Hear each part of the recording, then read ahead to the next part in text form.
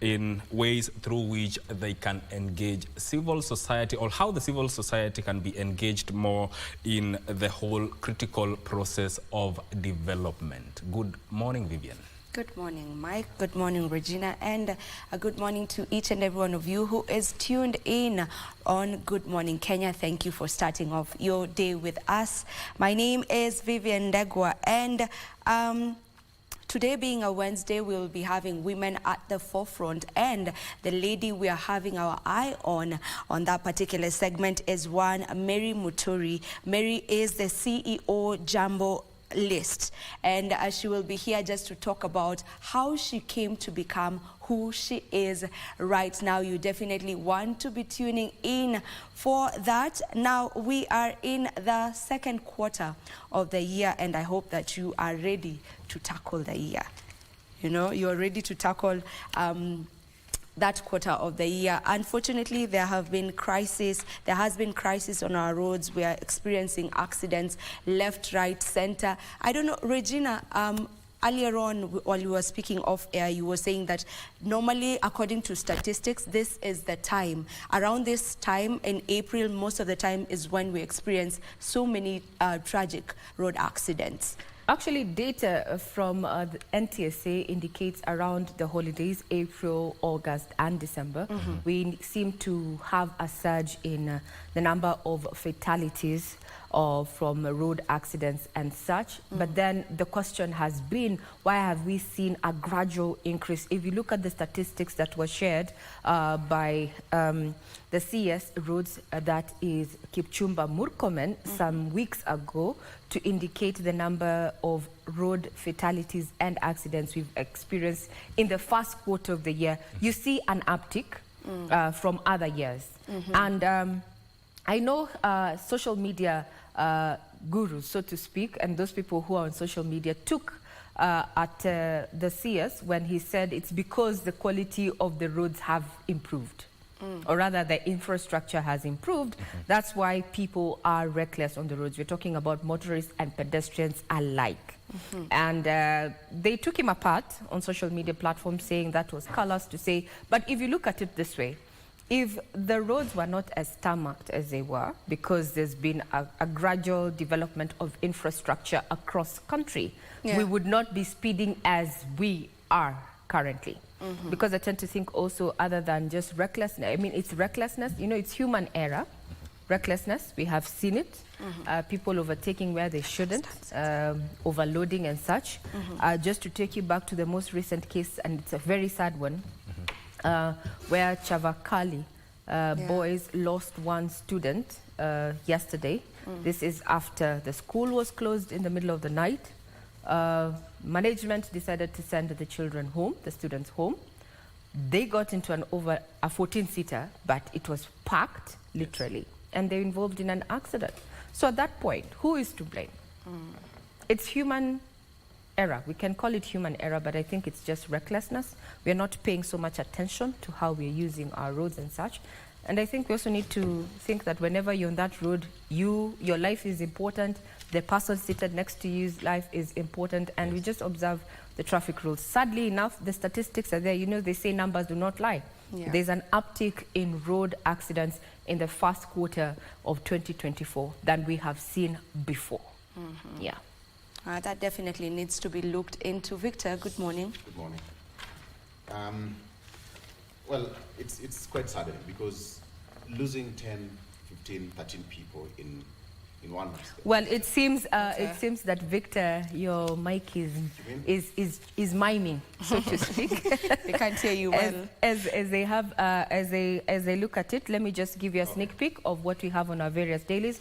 I'm just going to show you one of the dailies that my colleagues are going to be going through as we proceed with this particular segment. This is in the headlines. And we're talking about matters of politics, inside power struggles in Raila's party, succession tremors since Odinga announced his quest for the AU top job. His charges have been restless, plotting to succeed him, and today he has a chance to arrest the internal party turmoil when he chairs a meeting of its top organ. We have been seeing a series of conversations with various leaders under this particular party, that is ODM, clamoring for the position of party leader. But then we're seeing Raila saying, you know what, I'm not yet out of the game. Besides, I'm very far from clinching the AU chairperson position. We're going to be looking at this with my colleagues Victor, Vivian and Mike in ITH. So do keep it right here. There's so much more in this particular newspaper, including a candid conversation with our guest panel this morning. I'd want to wish you a great day. Some of the issues we're going to be focusing on, and as far as news is concerned, is the current health situation. Given the developments that happened yesterday evening, are we going to see a resumption of normalcy in our public health sector, as well as monitoring what is happening on our roads, given that we are indeed in a crisis situation when it comes to matters of road safety. I'm Regina Manyara. Have a great day ahead.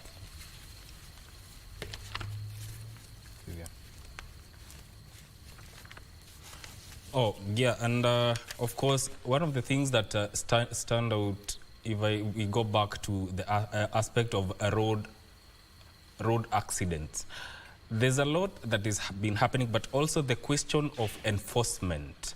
Who is failing in enforcing this? Are we talking about NTSA, the traffic police? What is happening? I'd love to know from, I'd love to hear from you, Vivian. Do you think there's laxity in terms of enforcement of traffic rules right now? Because we're experiencing a surge in traffic accidents. Yeah.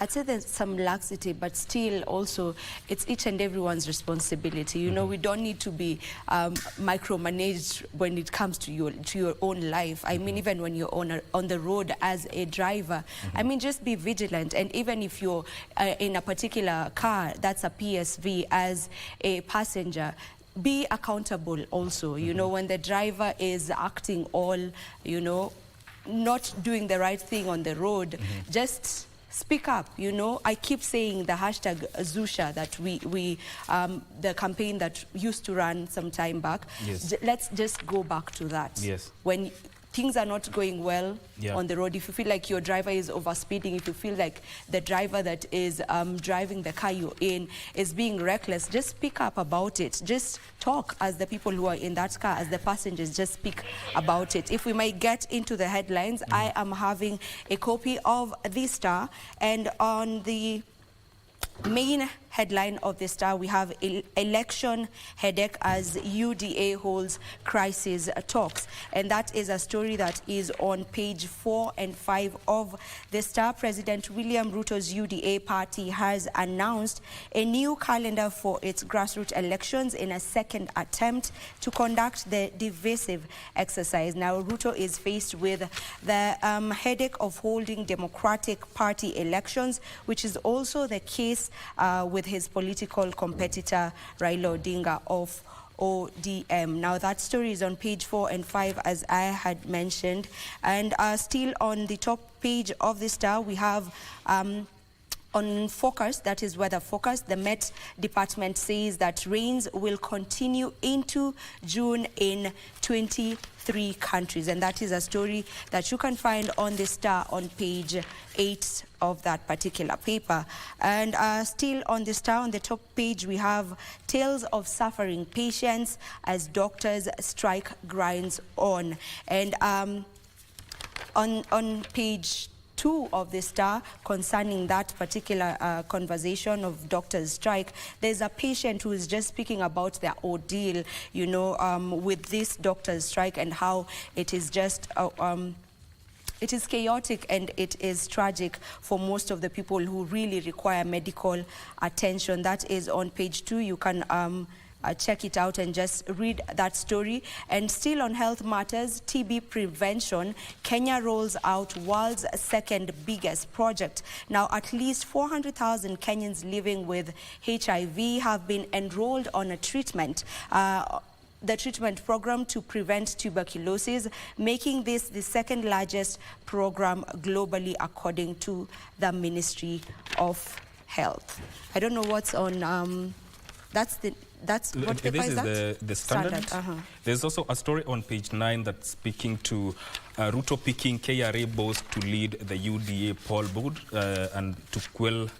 This is seen as a move to quell wrangles. It's saying the President William Ruto has appointed KRA Chairman Anthony Mwaura as UDA's National Elections Board chairperson to mitigate internal discord within the ruling party. And Mr. Mwaura's appointment comes amid escalating tensions within the party, particularly between Kiharu MP Ndindi Nyoro and Deputy President Rigathi Gachagua. That story is fleshed in on page 9 of the Standard. There is also another story about Raila meeting top ODM officials as he battles to hold the party together. ODM is supposed to hold its party elections later this month, and that is that is one of the things that is high on the agenda. And Victor, there are several people who have expressed interest in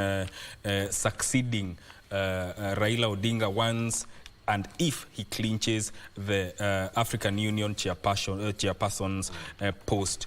What do you make of that? Is it too early to express those intentions, or is it wait? Well, that's an interesting question, and of course that's also going to be forming part of our discussion. Okay. Victor, there's a problem with your microphone. On your mic. It's yet to be rectified, but all in all, this is going to be a very interesting political thing to look out for, because there's a lot that is happening. And the paper here is saying ODM leader Raila Odinga is working to secure the future of his party and quell internal turmoil, threatening to implode the party that has been a significant force behind his political influence for several years. There's also another story concerning ODM. The Orange Party to determine grassroots elections rules today amidst succession talk. That story, you will find it on page 8 of the Standard newspaper. There's also a story on page 7 that there's a bill seeking heavy fines or jail term for IEBC officials who bungle election poll. A bill proposing that Electoral Commission officials guilty of committing electoral offences be punished by imprisonment or fined millions of shillings has been tabled before the Senate, and the Senate Majority Leader Aaron Cheruyot and Minority Leader Stewart Mazayo have tabled this new bill. There's also another story on it's a health. Cancer cases, STIs, and fertility in young adults linked to unsafe sex.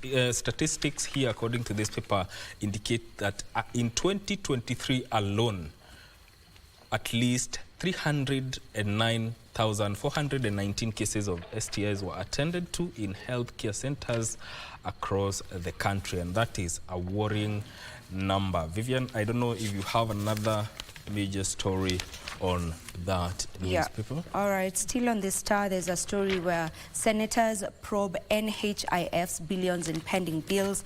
Now, senators have opened investigations into the delayed remittance of billions of shillings to health facilities across the country by the National Health Insurance Fund. The development comes in the wake of a massive uproar by the public and private facilities over delayed reimbursements of more than 6 billion by the insurer. Now, some facilities have withdrawn their services to NHIF card holders, leading to misery and suffering of patients. When we have such stories, it really breaks my heart. Yes. Because you know that most Kenyans really depend on the NHIF card for them to receive their treatment, because we all know that health is, as they say, wealth, and it's quite expensive, you know, and seeing such stories whereby there are delays in the remittance of NHIF, the money, the NHIF money. It's just so unfortunate. It's really, really unfortunate. And I don't know who is to brought to book for us to see a difference. Maybe there will be changes once the new chief comes into effect. Maybe we'll see some changes. But as of now, well, there was a time even when some medical facilities were withholding services because problems with NHIF remittances, and that was affecting. Now that directly affects the patients. Yeah. So there's a lot that needs to change if the health insurance has to work. Absolutely. Now, another story right here on the Star, we have Azimio urges state to curb road crashes. This is a story that we actually started off with in the beginning of our intro, and we've really talked about how we are seeing an increase in road accidents, how it's been escalating from the first quarter of the year, and also looking into this second quarter that we have just started, and it started with us experiencing road accidents and tragic ones at that. So the opposition top guns have castigated the government over knee-jerk responses to widespread road carnage. The leaders said that the concerned authorities should instead enforce behavior change among road users. The National Assembly Minority Leader Opio Wandai said Transport Ministry owes the country decisive decisions aimed at behavior change on the roads. This is the root cause of road accidents. What we have today is a failed reactionary system. That is according to the National Assembly Minority Leader Opio Wandai. On yet another story right here on this Star, it's been 9 years since the attack that happened at Garissa University, and there's a story there on page 10 of the Star. Low-key activities as Garissa University attack is remembered. You know, Kenya marked 9 years since terrorists attacked or raided Garissa University and left 148 people, a majority of them being students of that particular university. So there were low-key activities at the university and in Nairobi, that is yesterday, where government officials marked the day. The officials from the National Counter-Terrorism Center led multi-agency teams at the institution to mark the event at the university, as Interior Cabinet Secretary Kithure Kindiki held a meeting of the First National Border Management Conference in Nairobi. There is that story as well. I'm seeing you with the Daily Nation. Yeah, what and on the first page or the front page of the Daily Nation, MPs plot to control 96 billion roads kitty. Lawmakers are planning to change the law to make it mandatory for the Kenya Roads Board to consult them on roadworks across the country, even as they seek to hold sway over the implementation of such projects in their constituencies, a key campaign issue that will hand them an advantage over rivals in the next polls. That page, you will find it on page 10 of the Daily Nation. And also there's another story making headlines, or that has made the front page of the Daily Nation. Planned party polls acid test for Ruto, Raila. President William Ruto and opposition leader Raila Odinga are facing a litmus test ahead of their party's elections set to begin this month. The President's United Democratic Alliance and Mr. Odinga's Orange Democratic Party are set to hold elections at a time when there are internal leadership wrangles. While UDA, they're silent. In UDA, there are silent fight as regional leaders claim various slots at the national level. Mr. Odinga's planned exit, if he wins the African Union's Commission chairperson's seat, has already been seen various leaders campaign to replace him as the party leader. You'll find that story on page 4 and 5 of the Daily Nation.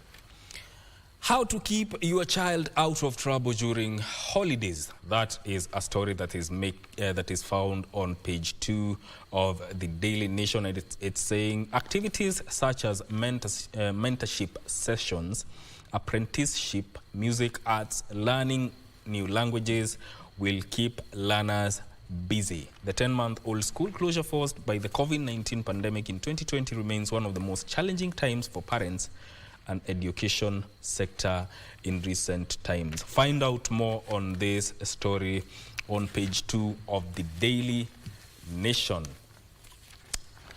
There's another story, the story of a litmus test for Ruto and Raila in party elections. That story is fleshed out on page 4 of the Daily Nation. While ODM party has held elections to pick officials before, UDA will be conducting polls for the first time. Remember, UDA had planned to carry out these polls last year, but they were postponed to April this year, which is why that grassroots elections are going to take place. The story here is saying President William Ruto and opposition leader Raila Odinga are facing a litmus test ahead of the party's elections set to begin this month. The UDA and ODM are set to hold at a time when there are internal leadership wrangles. That story is fleshed out on page 4 of the Daily Nation. U.S. flags corruption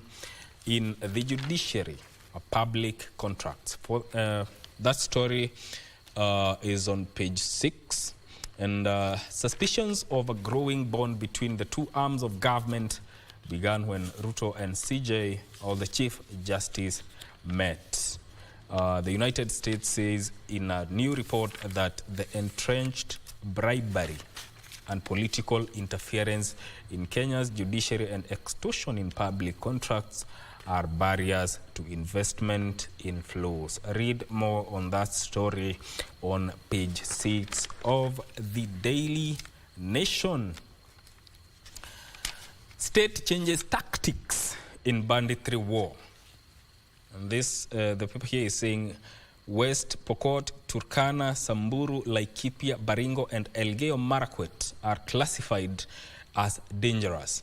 The government is considering reviewing the curfew imposed in some parts of the banditry-prone North Rift, and security agencies will have a central command in Chemolingot as the war on banditry is sustained. The war, Vivian, on banditry has been waged for long. There are things that have happened over time, and I think even the bandits themselves change tactics with time, and also they actually put the security force apparatus on their toes in as far as security in those areas, especially the ones mentioned here, is concerned.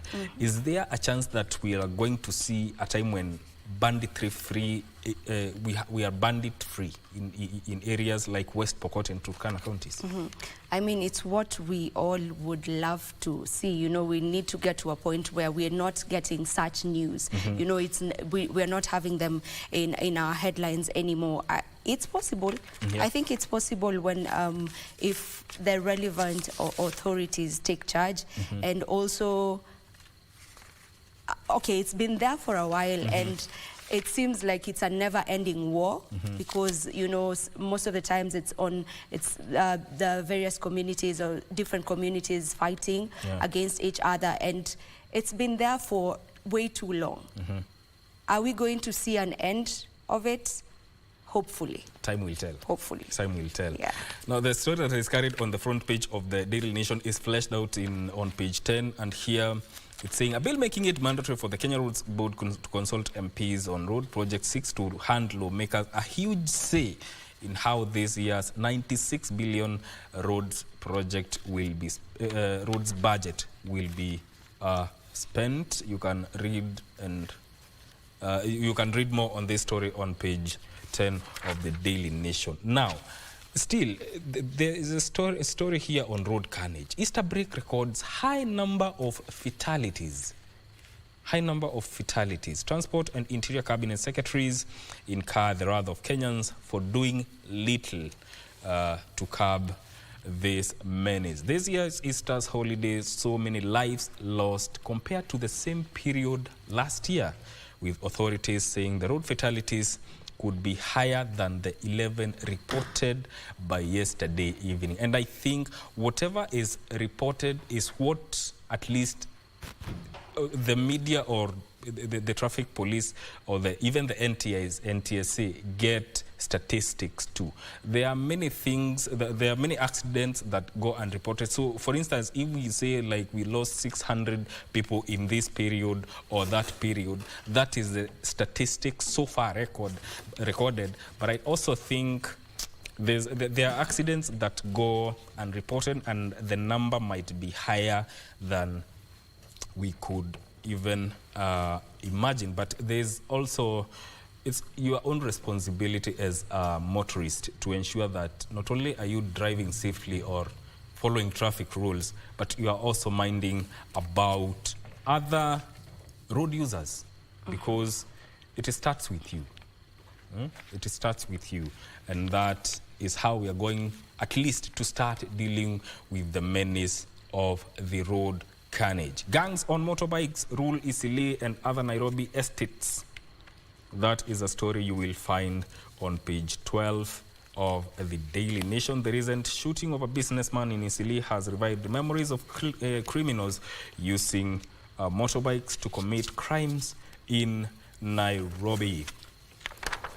I don't know if you have any other stories. Yeah, before we wind up into the headlines, there's a story here where state ministries to partner in order to boost the tree growing efforts. Now, the Ministry of Environment has moved in to tap into the massive manpower and resources at the disposal of its education counterpart in latest bid to ramp up tree growing initiatives. We know that there is a target to grow around 35 million trees in the country. Now, yesterday, Environment Cabinet Secretary Soipan Tuya and her education counterpart, Ezekiel Mashogu, they co-chaired an inter-ministerial meeting on how the two ministries can collaborate on the 15 billion national tree growing agenda.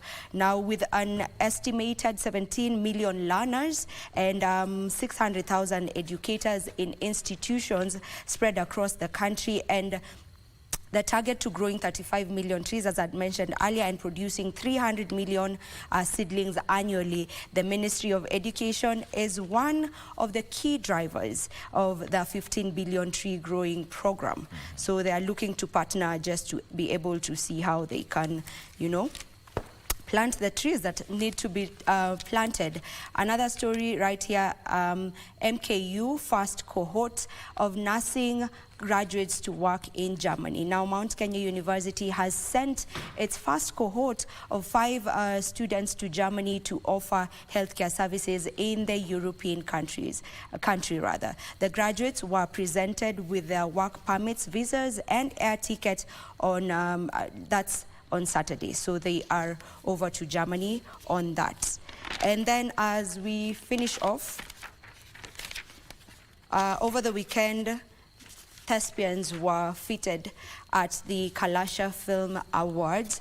I don't know if you saw that, Mike. And the event was graced by the Sports, Arts and Culture Cabinet Secretary, that is Mr. Ababu Namwamba. We also had the KFC boss, Timothy Owase, as well as actors, actresses, artists, among many other guests, as the 13th Kalasha International Film and TV Awards happened at the KICC on Saturday. Congratulations to all those who came out as winners. I bet this is where we take a short break. Don't you go too far. When we come back, Victor will be having his panelists who are already in studio.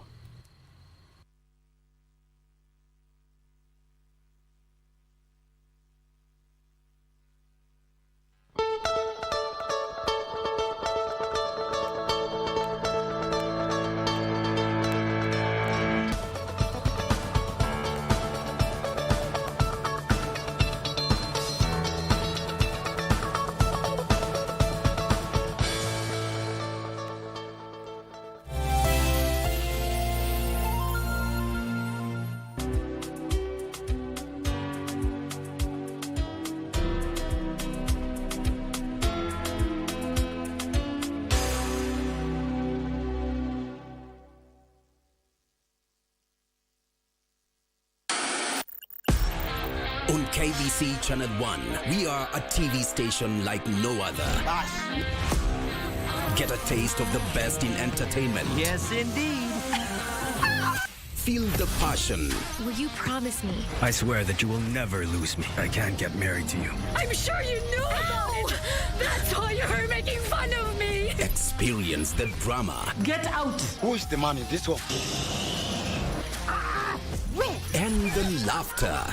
Move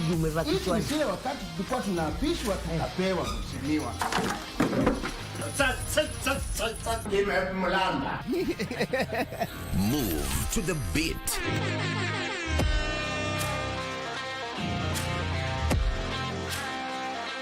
We are live from Broadcasting House. And get informed on the latest happenings. KBC Channel 1. Wow. We are the full package. Oh, yes. And Kenya's watching. Thank you very much for joining us. KBC Channel 1 imeandaa vipindi spesheli katika mwezi mtukufu wa Ramadhan mwaka huu kwa ajili yako. Allahu Akbar. Assalamu alaikum wa rahmatullahi wa barakatuh. Kando na ukumbi wa Kiislamu na hutuba ya Ijumaa, kutakuwa na makala yanayoangazia masuala ya funga, mawaidha, whosoever witnesses the month of Ramadan, then he should fast. Vipindi vya mapishi. Katika mapishi ya Ramadhani tutatayarisha pilau ya korosho. Utahitaji viazi, vitunguu vinne vikubwa, na zabibu na kaswida mbalimbali. Pia tumekuandalia kalenda ya Ramadhan ili kukuweka kwenye mstari wa mbele katika funga yako. Tazama runinga ya KBC Channel 1 katika mwezi huu mtukufu wa Ramadhan ili kukuza na kuhifadhi imani yako.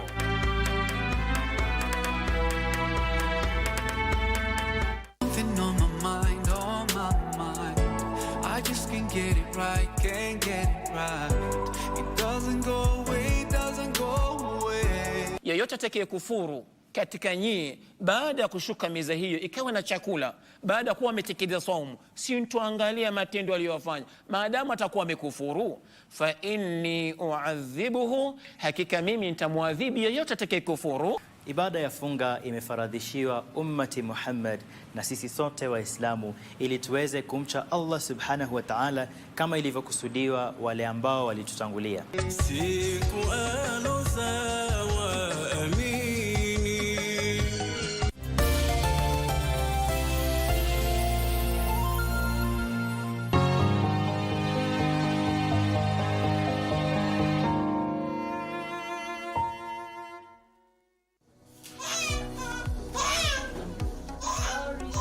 It is a cry for hope, a mark of a successful birth, and in most cases, it is a sound that brings forth joy and pride in every home.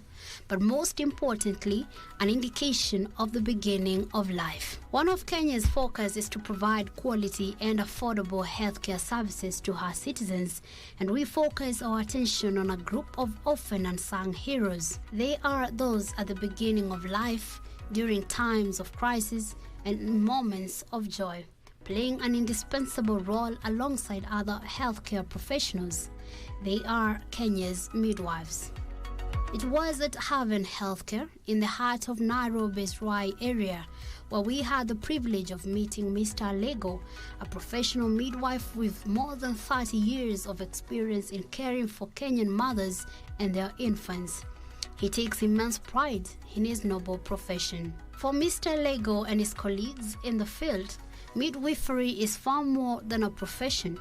It's a vocation deeply rooted in compassion, expertise, and the profound art of nurturing new life.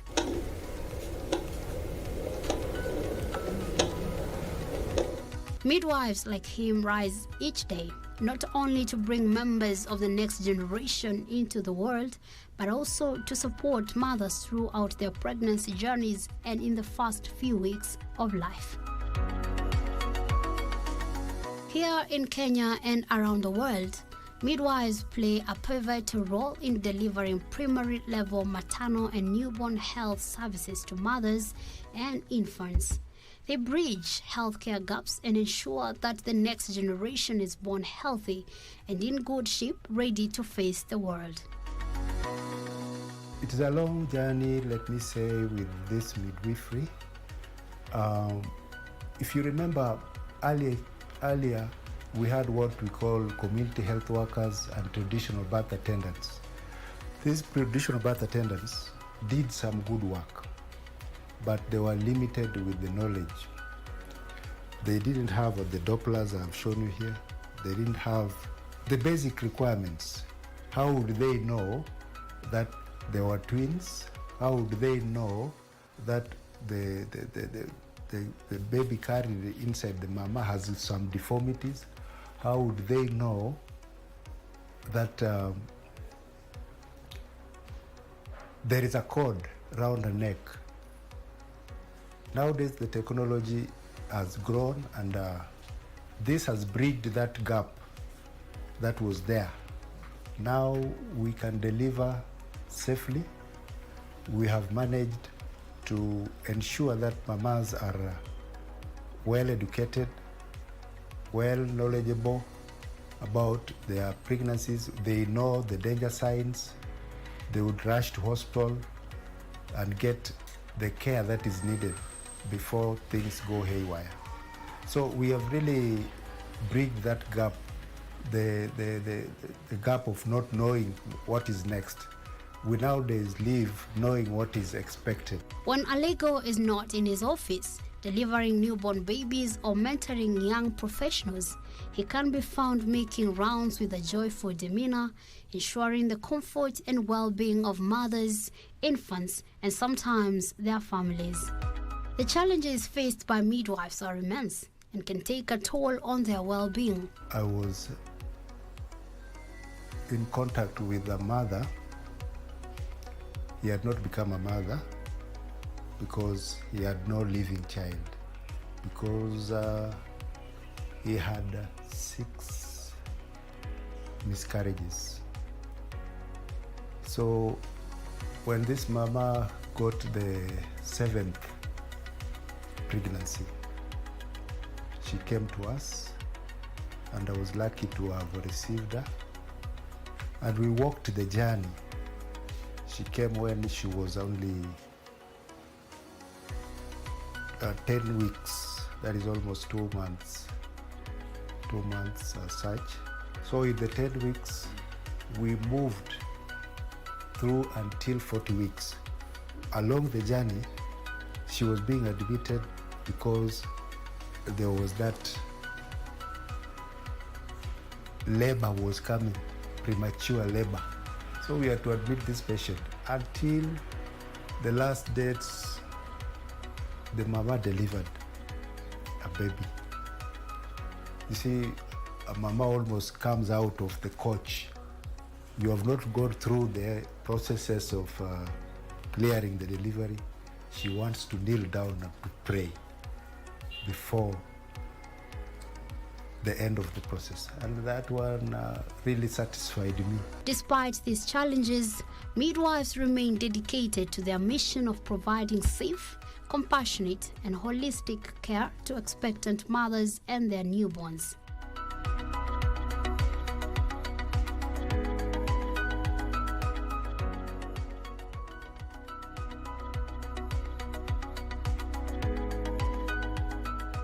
With a lifetime spent caring for mothers and newborns, Alogo serves as a beacon of inspiration for those in the profession and those aspiring to join it.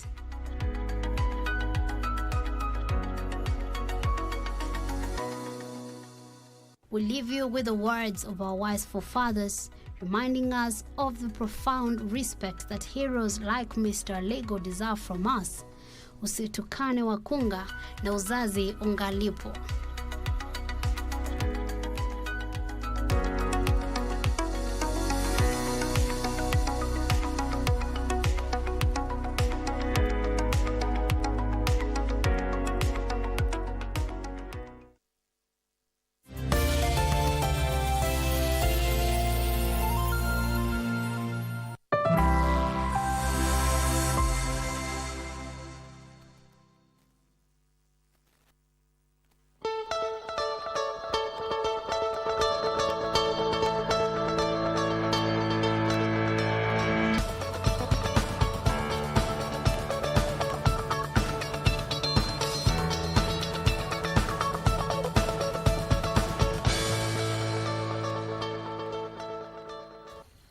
right, welcome back. Now it's time for us to get into the viewpoint. Welcome back to the program. My name is Victor Lowe. I have in studio Dr. Fred Ogola, who is a senior lecturer. He's also a strategist and a political commentator. He has got so many hats to wear in one head. I don't know how he juggles around that. Dr. That's too much for one person. But you know what? I don't know. Everybody has 24 hours. How you use those 24 hours might make you have 50 years age, but you have only lived 10 years. Because you spend them sleeping and doing useless things, you could have achieved very little that is equal to someone who lived 50 years, but actually achieved 10 years of those 50 years. Let's leave it at that. Steve Mbogo, good morning. Good morning. 50 years, 10 years, 24 hours. Yes. Dr. Come slowly. Steve, yes. Good morning. Welcome to the program. Thank you, thank you. What do you make of that? Thank you. But I think Dr. has said the truth. Right? They say quality is never a mistake. Yes. But a result of an intelligent effort. Yes. So it is not just effort, but an intelligent effort. Yes. It is the effort you put to your time that count. Yes. And that is what makes us different. Yeah. So Dr. is right. All right. Karibu sana. Asante. Today is a Wednesday full of a lot of wisdom and quotes. We'll get into that briefly, but just before you leave your house, let me take you through the traffic situation pretty fast before we get into a discussion. Let me start with the CBD. Looking at that, okay, Thika Road is already a mess. There is no point to talk about that. That's what it is all about. The biggest roundabout in East Africa, that is Globe Roundabout. You can take a look at what it looks like. The entire stretch of Kipande Road, all the way from around Museum, is already a mess joining Globe Roundabout there. Globe Roundabout is also a mess. That is extending towards Thika Road.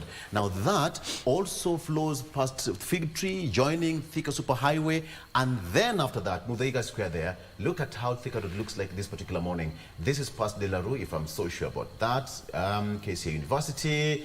And then we end it at that point. So the entire stretch of Thika Road coming into the CBD, both sides probably of the service lane and the superhighway, not so good at this point. But you'll have to be very much patient if you're using that highway. Again, look at Kiambu Road. This is what it looks like, okay? Heading towards the DCI, and yes, be patient. There is a problem here because of the construction work happening at around Boulevard that is affecting the flow of traffic into the CBD. This is where we are, all right? This is where we are. The road has been closed between around Boulevard Hotel. This way, this problem is because of the construction to do some repair work on the superhighway as well as this bit, and that is why we're having this kind of traffic being experienced along this particular route. And this also actually spills over to Harethuku and all that side of Kijabe Street. But after that, the entire stretch is moving, the entire part of Uhuru Highway coming into Mombasa Road. So far, so good. How about wale watu natumia Ngong Road? Watu wa Ngong Road, good morning. Nothing much to report about today, I think, because schools are closed, so to say. So this punch around junction here is always a mess, but you can see today it's moving pretty fine. That's also spilling over towards Kingara Road as you come towards Gitanga Road and heading over to Lavington Green and Shopping Center. The entire stretch looking pretty fine. Nothing much to report about in Nairobi. Okay, let's head over and take a look at what's happening in the coastal town of Mombasa. Today, the Nyali Bridge looking pretty fine as we head towards Kongowea Market. This is lights. Yeah, unajua hapa inaitwa lights. So Kongowea Market is always a busy area. So there's nothing much to, to get out of that place. But the entire stretch going towards Pirate Beach also moving pretty fine. That is the entire Nyali Road looking good. Finally, let's head over to Kisumu. Good morning, watu wa Kisumu. Very good. This is what we have. So the entire stretch of Lake Basin Mall, that road, it used to be so bad. Dr. This stretch, if you ever used it, from Kondela roundabout heading towards Kakamega Road, for so many years, it wasn't possible. Yeah. When was the last time you were in Kisumu? Or even you, Steve? I was in Kisumu yesterday, but one on Monday. Okay. Actually, there's a church called Nyawita, just next to Mamboleo. Yes. I'm telling you, it's totally different. You have no idea. Yeah. It's a whole world. You know that place where there used to be the showground? Yes. Remember, the Kondele is the epicenter of politics in the whole Oluwa Nyanza. So normally politics go to the highest concentration. It's called the hot pot of politics. Yes, just like Jacaranda. You see, those are highly densely populated areas. And for that matter, you can expect there's a lot. Just not people walking, people cycling, motorcycles. And you remember, that is connecting, that area of Kondele is connecting so many arms of Kisumu, the car wash area. So there's a lot of traffic. And in fact, most matatus make money around that area. So for that matter, it's highly populated. But I think that what was done there in construction has changed the face of Kisumu. Absolutely. You've given me a bit of some traffic updates today. Thank you. Thank you so much. Heading towards the airport, looking pretty fine. Nothing much to report about here in as far as that's concerned. Gentlemen, we've done the headlines, but for the sake of your expertise, let me get you 1 minute each, and then let's talk about this. On the front page of the People Daily, this is what you have: robbery without violence. It says that because this of the new tax, workers reel in shock after tax collector raids pay slip to deduct statutory the 1.5% housing levy from their March salary after President Ruto effected law. That is what we have here on the front page of the People Daily.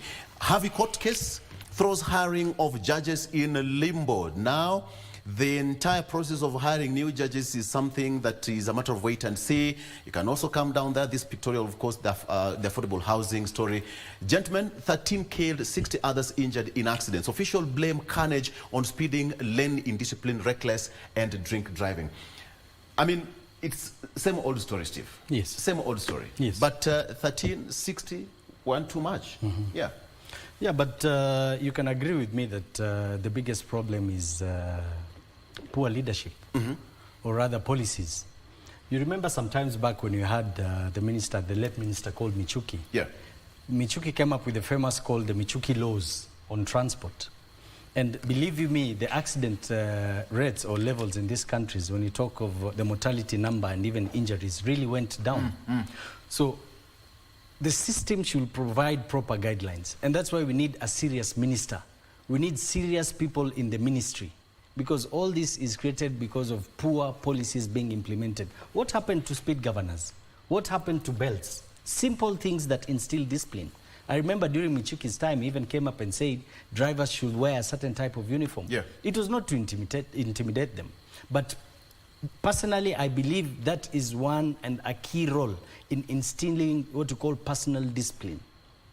So we have to go back to where, we need to find out where did we go wrong. Why are these things happening? Yes. It's not just a matter of roads. Today, compared to 10, 15 years ago, the road networks in Kenya are much more better. Right. Yeah? So it's not about roads. So we don't understand how a minister can come and tell us that they've done a research that places where there are no roads, there are no accidents. The problem is not the roads. The problems are the policies. Yeah. And we cannot have policies where now we have leaders who look at the consequences. This government concentrates or reacts to consequences. They don't cascade down the roots to find out the root cause of these problems. So that's where we need to begin with. Yes. I heard the Minister of Interior the other day saying, now, if you overspeed, they're going to take your shamba. You lose your land, you lose your property. Where does land come in with accidents?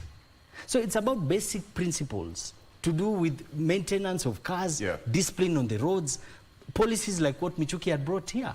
We need to instill the discipline back and take back our country. Absolutely. Yes. On the front page, the main header here, robbery without violence. Of course, the explainer there because of the 1.5% on our payslip. We repeat and repeat again.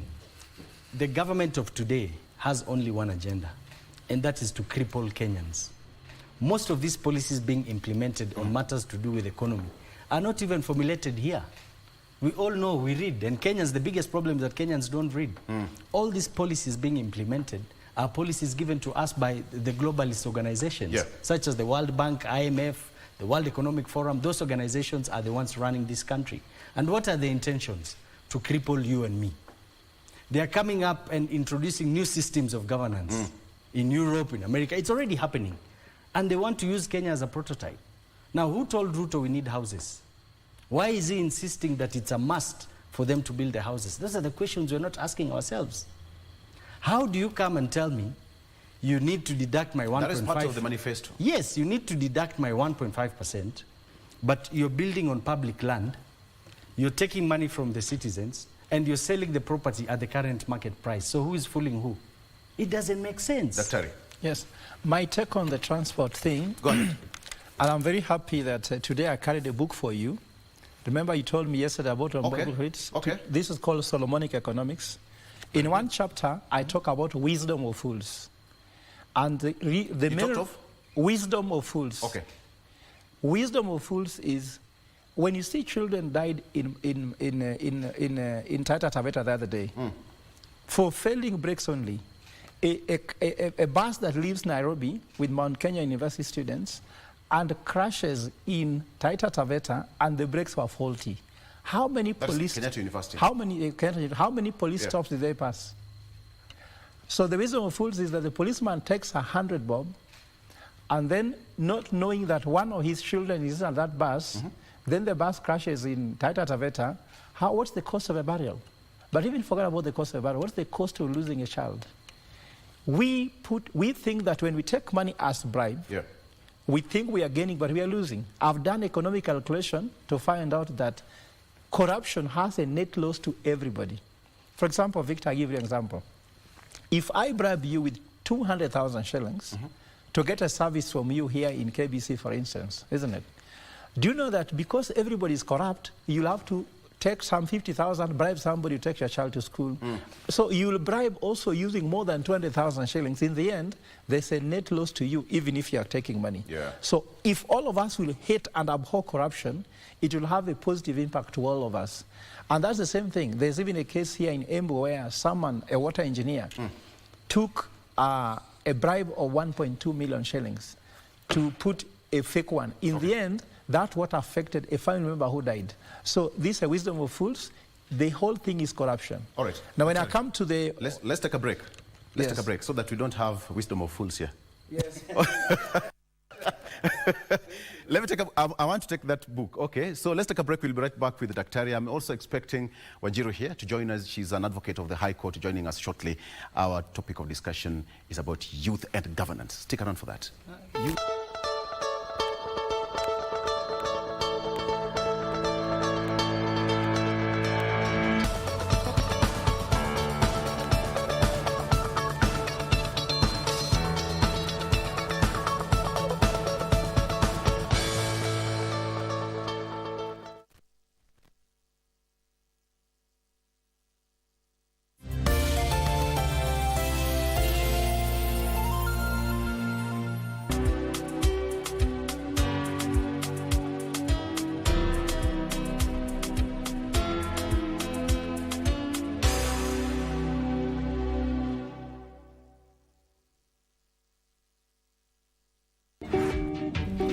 Mimi nilikuingiza mahali yoyote kwa matatu. Si wewe ndio libeba mimi. Shut up. Wewe. Na utaendelea na hiyo lugha yako hapa. Sawa. Kazi ya makanga umesema ni kuweka watu kwa kali, si ndio? Kazi yangu ni kupepa watu, ni wapepe na mkono ni waweke ndani ya kali. Look like angel. Angel sasa, Angel anakujia wapi kwa hii kesi? Hata hawezi kama. Amesema mimi ni msumari mwema. Msamaria mwema. Sasa unatuharibia hewa ndio tukuachilie. Hapana. Kameponyoka tu si. Mako, are you okay? I'm okay. 100 million 50%. Niko sawa.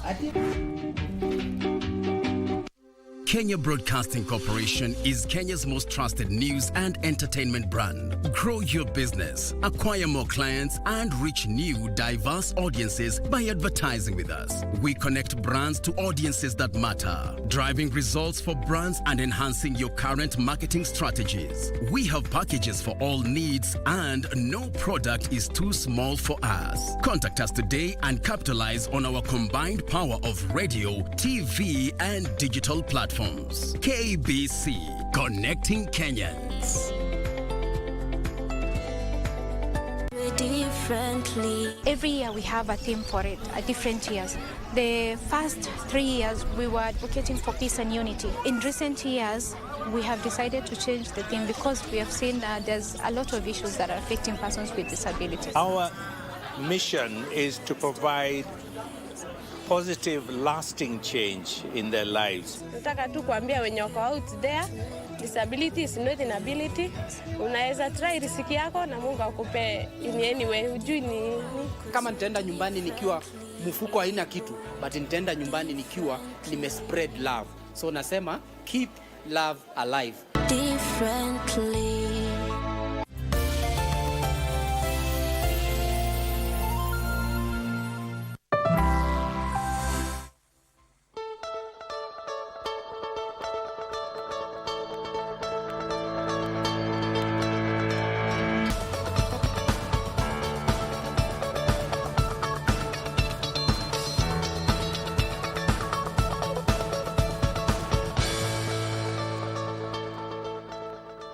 All right, so I have my book here, Solomonic Economics, signed. That is this one autographed by Dr. Gola. Dr. Thank you so much.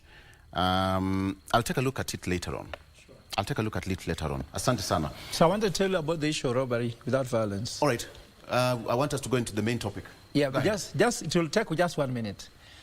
You know, I've said it has come easier to rob somebody using a pen, a suit, and a Bible than using a gun. That's what is being used here. Someone saw using the Bible, now he puts on a suit and signs something with a pen and robs Kenyans all the money, and it's all for self-interest. Because why should you build for me a house when I don't want? It's because by building me a house, you're making money. Doctors cannot be paid because by paying doctors, I can't make money. But by building a house by force, I make money. That's why it is self-interest. Self-interest. In fact, I just want to disagree a little bit with my brother here, Steve Bogo. Let us not blame Western institutions because Obama came here in University of Nairobi and said that every country has national interest. But if you don't put our national interest vis-a-vis American interest and put your self-interest, then Kenyan interest is taken away. The problem, as you say, Steve Bogo, is the leadership. Sitting with the leadership. So if the leaders put Kenyan interests first, America bring their interests first, then you align the interests between America and Kenya, then both countries gain. But if we take personal interest, then Kenya interest taken aside, then Kenya suffers at the altar of self-interest. That sounds like a bilateral kind of or global interest put together. Yeah. Gentlemen, very fast, I'm not going to get you this one on because of time. Again, that on the front page of the Standard newspaper, inside the power struggles in Raila's party. And since Odinga announced his quest for AU top job, his charges have been restless, plotting to succeed him. And today, he has a chance to arrest the internal party turmoil when he chairs a meeting of its top organ. We'll be taking a look at that. We have got some familiar faces here. You know, Baba himself, Raila there. You know, former Governor Joho, Pio Wandai, that is Mbadi, former Governor Oparanya, and MP Babu Owino. In terms of politics again, Ruto picks KRA chairman to lead UDA polls. That is what we have here. He held a meeting yesterday and they came up with a resolution. Appointment of Revenue Boss Authority Mwaura to lead UDA party polls seen as a strategic move to stem internal discord. That is what we have here. Call of strike, doctors told as state to settle arrears, deploy interns. Is it going to work? Wait and see. And finally, on the front page of the Daily Nation, MPs plot to control 96 billion shillings road kitty. Lawmakers are planning to change the law to make it mandatory for the Kenya Roads Board to consult them on roadworks across the country, even as they seek to hold sway over the implementation of such projects in their constituencies. A key campaign issue that will hand them an advantage over rivals in the next polls. Again, here we have it. Planned party polls, acid test for Ruto and Raila. President William Ruto and opposition leader Raila Odinga are facing what they call a litmus test ahead of their party elections set to begin this particular month. For the sake of this, gentlemen, we are not new in Jerusalem, and we've all seen what happens. But let's welcome Wakili Wanjiru Madhai. Thank you for Karibu sana. Asante. She's an advocate of the High Court. Also, we also be discussing this. What do you make of this? Litmus test for, I call them the big boys, the big parties. What do you make of this? MPs, which one? Which particular? Yes, planned party poll statistics for Raila Odinga and President William Ruto. Party primaries is one of the biggest issues we have had in this country before. Yes. Yeah. I think it's safe to hold my opinion until we know safely who the leaders who are going to be taking over the party leadership. Yeah. More specifically, the party leadership in the second dominating party. Yes. The second dominating party. Okay. So this is what we have. Again, gentlemen and lady, we have our app there. You can also download the KBC app and take a look at what we have. Everything published there for you. You can listen and watch live. Okay. There is a gentleman we all know. He's called Mandela. Mandela one day said, a quote, "The youth of today are the leaders of tomorrow." The youth of today are the leaders of tomorrow. We all know who Mandela is. Yes. Banking on this, the youth of today are the leaders of tomorrow. Now that throws us into our topic of discussion today, the youth leadership and political participation. We've seen on the front page of the Daily Nation, all right? Not Daily Nation per se, but the Standard, list that. We have this. The leaders who are angling to take over from Raila Odinga. We have got Opiyo Wandayi, not so young, but okay. And the leaders, Babu Wino, etc., etc., etc. But let's come back to youth leadership and participation. Doctor, let me start with you. What do you understand by that? You see, there's what we believe in at Linda Jamii. I'm the president of Linda Jamii, of politics of identity and politics of exclusion, where we believe that some people have been left out. And for a long time, youth have been left out because the electoral system does not suit the youth. If you look at, I've seen whereby there's a youth leader of a party who is having as white hair like my beard. And I wonder, how can you be a youth leader and you are actually 50 years? There's even a time where Oburu Odinga was a youth leader of ODM. So if you look at that kind of thing, youths have been highly been excluded from participation in politics. But now, youth leader and governance, there is something to really consider here. We've seen the emergence of young members of parliament, isn't it? You've seen the Jaguar was there, Babu Owino is there. You can name them, very many of them. Have you seen them even sponsor a single bill in parliament to do something for the youth? So the youth of today are the leaders of tomorrow from Mandela. But how prepared are these youth today for tomorrow? What leadership attributes do they have? What values do they bring to parliament? Are they in parliament? Can members of parliament listen to them? Yeah. Do they understand standing orders? I saw some of them even struggling to understand the standing orders to contribute, because if you can't understand it, simply your youthness cannot just make you contribute. So the youth leadership and governance is key for young people to come in, but nevertheless, do they have content? I have listened to them. What's their purpose of leadership? I was just discussing with Steve here. During the campaign, so many people come and tell you, support me for my candidate. Then I ask them, why do you want to go to parliament? Then they tell you, don't worry, if you support me, we'll do business together. Is that a purpose to take someone to parliament? That's more personal. Yeah, so we are talking about purpose-driven leadership. What do you believe in? If you're looking at the succession happening now, and I can tell you what problem we have now, Raila Odinga is one of the most respected political figures in the country, isn't it? But if I ask you, what is Raila's purpose in leadership that he can transfer? Because transferring just a title won't work. Does Raila believe, for example, on Solomonic economics? Or, for example, does Raila Odinga believe on a kind of a political or economic philosophy? That now, if people believe in it, you can hear it. For example, you go to ANC, they have a party philosophy. You go to Labour Party, they have what they believe in. Is there something that you can pass that some people who believe in you can easily inherit you? Yeah. So if you look at Joho, how does Joho fit in Raila's political philosophy? You look at Wakina Opiyo Wandayi and the rest.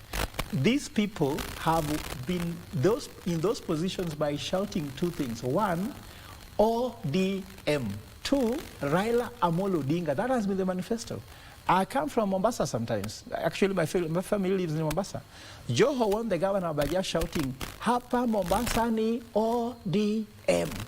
Na hapa sisi ni Baba Raila Amolo Odinga. That was the manifesto that took him to become a governor of Mombasa.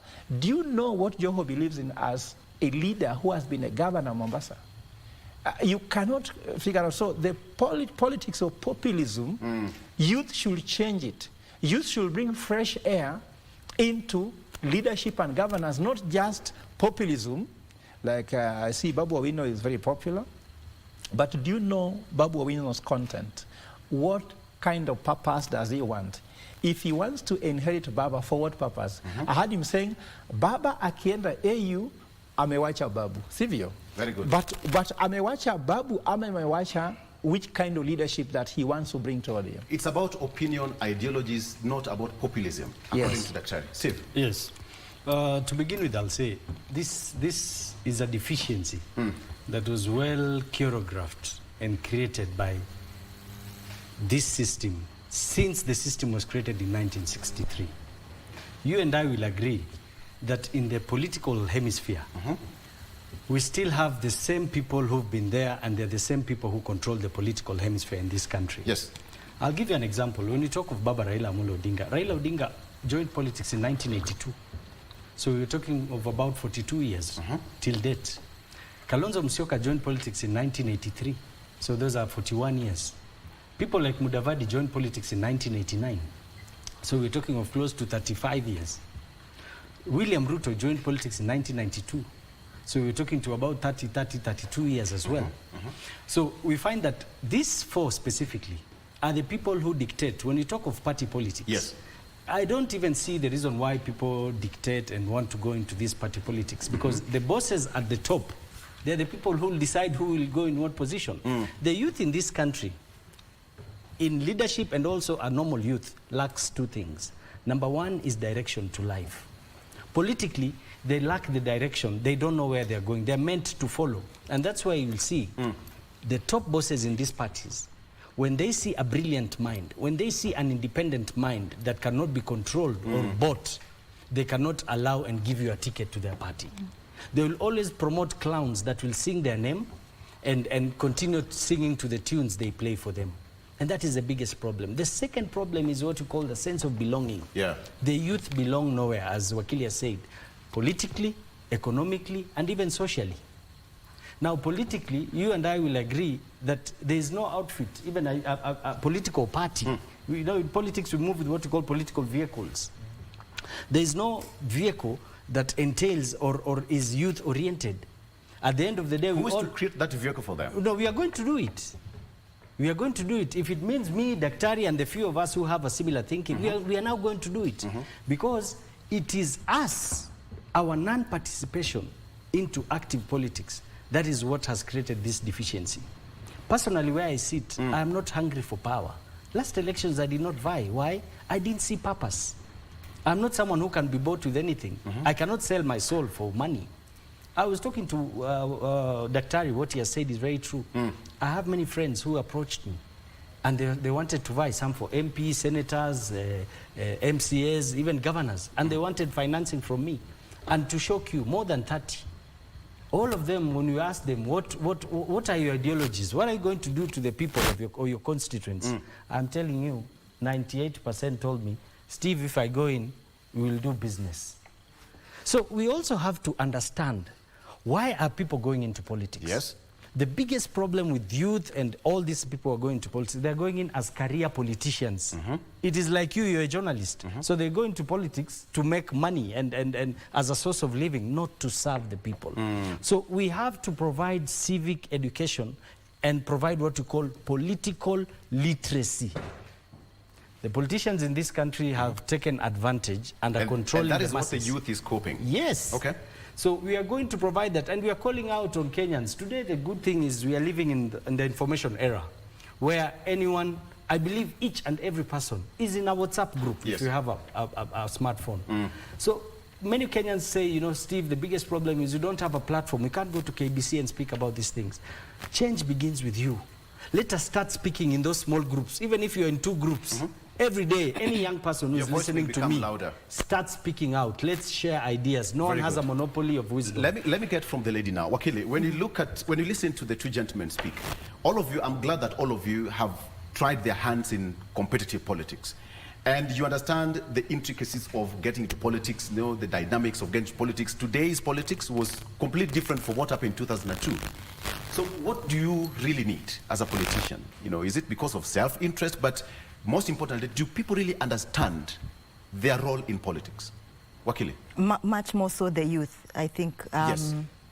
what I completely agree with the gentleman here is that Kenya is coming from a history of struggling to entrench the rights of the youth to participate in leadership. And indeed, these are the views that were shared when we were promulgating the current constitution, when the CKRC was sitting and the committee of experts were sitting. These were views that were coming across, that you know, the youth are being led by people who are not youthful and do not understand their issues. The youth are struggling to fund their campaigns, and so on and so forth. And so this necessitated then the entrenchment of Article 55 and various other articles that now safeguarded the interests of the youth in the Constitution. So now we are here, we have lobbied, we have managed to have a legal framework that supports the youth, and now we have the first 11th Parliament. And as Prof was saying, if you look at the track record of the 11th Parliament, I think we had a total number of 51 youthful members. These were not necessarily youth representative, but members of parliament who were youthful. Yes. And 50% of those members of parliament, out of 50%, out of the 51 members, only 50% proved to have made any significant contribution towards... That is 25 of them. Yes. Yes. And even the 50% who made the significant contributions, they were not necessarily members of parliament who have been specifically tasked to address the issues of the youth. These are maybe women reps, you know, nominated senator, sorry, not nominated senators, but elected senators who are youthful, but not necessarily tasked with addressing the issues of the youth. So what are these issues of the youth that they were supposed to come and address in the first place? Questions of unemployment, questions of education, questions of health, and now we have emerging issues such as mental health and so on and so forth. So if you look at their track record, have these issues really been addressed in the 11th Parliament and even in the other subsequent parliaments? I think there's a lot to be desired about the youth. So what do they really need in terms of participation? Because you talk of 25, that is 50% of the 51. That's a huge number. Yes, it is. So what do they want in terms of participation in political arena? I think let's just first begin with what is the modus operandi of actually nominating these youth in parliament. Who are these youth that we are taking to parliament in the first place? What criteria are political parties using to select this youth to go and represent? What track records do these youth have? Can the members of their community actually vouch for them and say, we know this person, and even without being granted a leadership positions, they were already doing something within the community. Yes. So what criteria are they using? Let's place the responsibility first on the political parties to elect youth that have a track record in addressing issues that are affecting the youth. And then secondly, of course, we need to entrench legislation that support the funding of a special interest group. I know that there's a bill, but it is even yet to be passed. And these are the legislation, the frameworks that now entrench the necessity of political parties to set aside funding to support the youth when they are campaigning. Yes. Very good. Doctor, when you listen to her, I mean, of course, the youth have a long way to go. First of all, it has to start at your village level, right?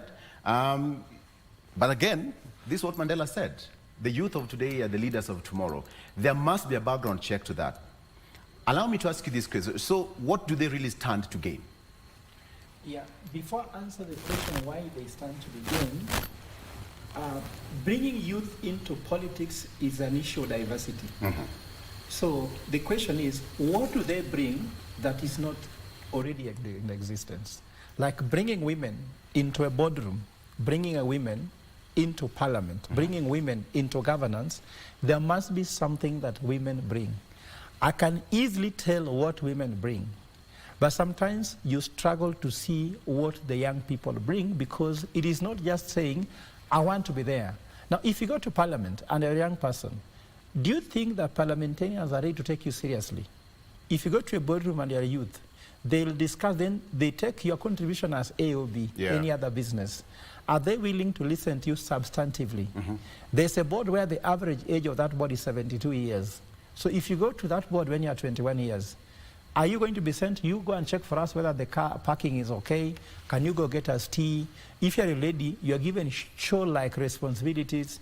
If you go to parliament when you're 21 years old, you'll be carrying the coats of other parliamentarians. What we are looking at here is how prepared are these youths before they go? And I like what Steve Mbogo says. What political illiteracy youth needs to go through. But come from here. I was in a church in Seme where the youth are being told, can we meet and even organize how to clean the compound of the church? And they are still not there. Why don't we start from where they are? They are in universities. Look at all the presidents of students in universities. Have even organized a fundraising for a child in school or a student in school who lacks school fees.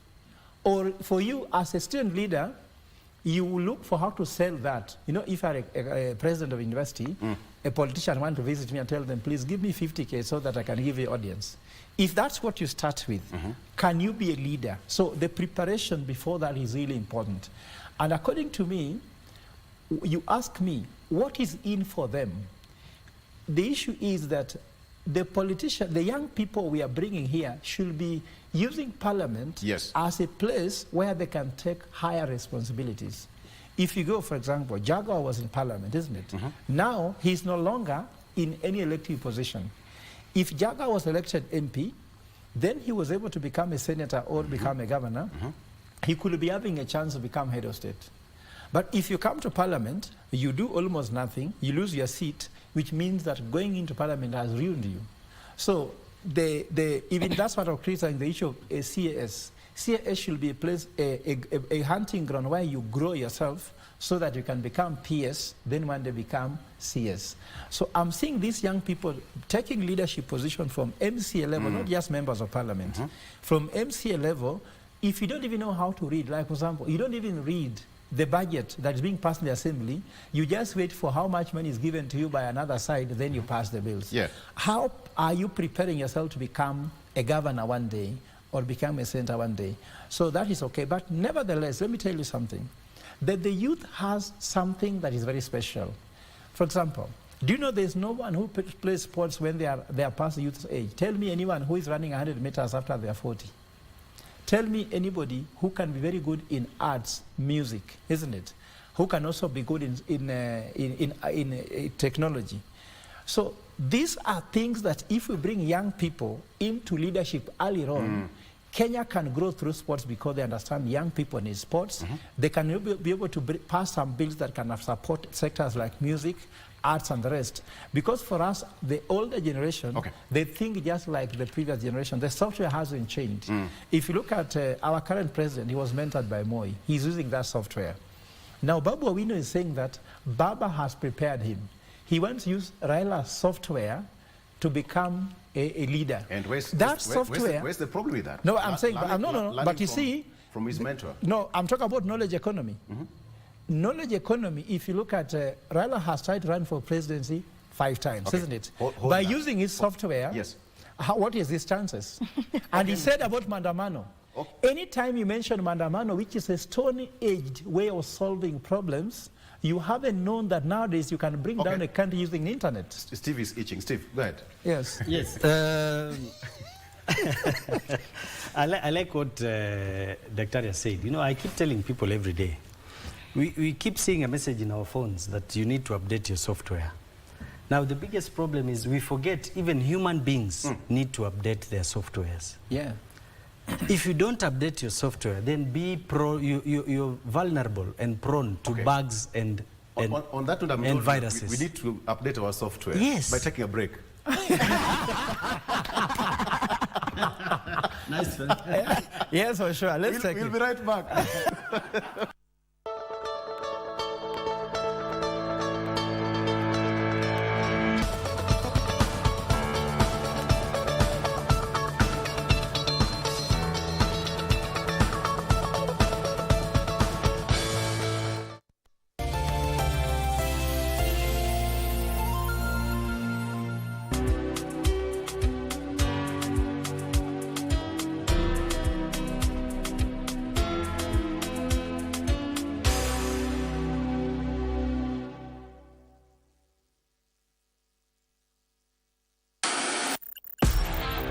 KBC Channel 1. We are a TV station like no other. Get a taste of the best in entertainment. Yes, indeed. Feel the passion. Will you promise me? I swear that you will never lose me. I can't get married to you. I'm sure you knew about it. That's why you're making fun of me. Experience the drama. Get out. Who's the man in this one? And the laughter. Hii wigi umevaa kichwani. Sile wakati tulikuwa tunaapishwa tunapewa mheshimiwa.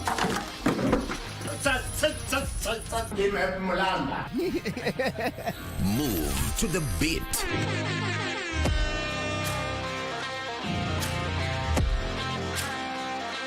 We are live from Broadcasting House. And get informed on the latest happenings. KBC Channel 1. Wow. We are the full package. Oh, yes. And Kenya's watching. Thank you very much for joining us.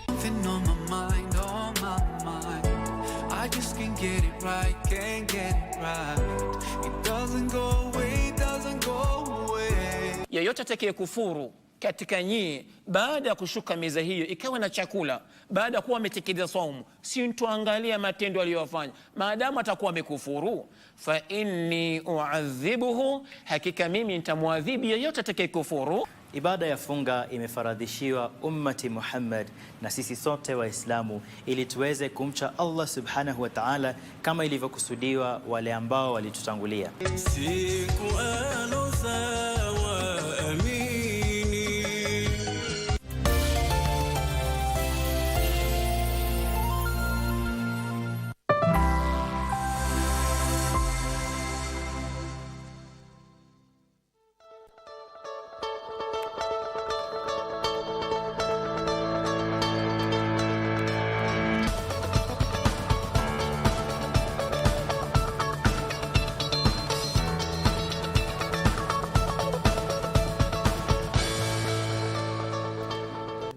All right, we've updated our software officially, I must admit. Steve, yes. Is yours up to date? Yes, so I was talking about updating the software. Go ahead.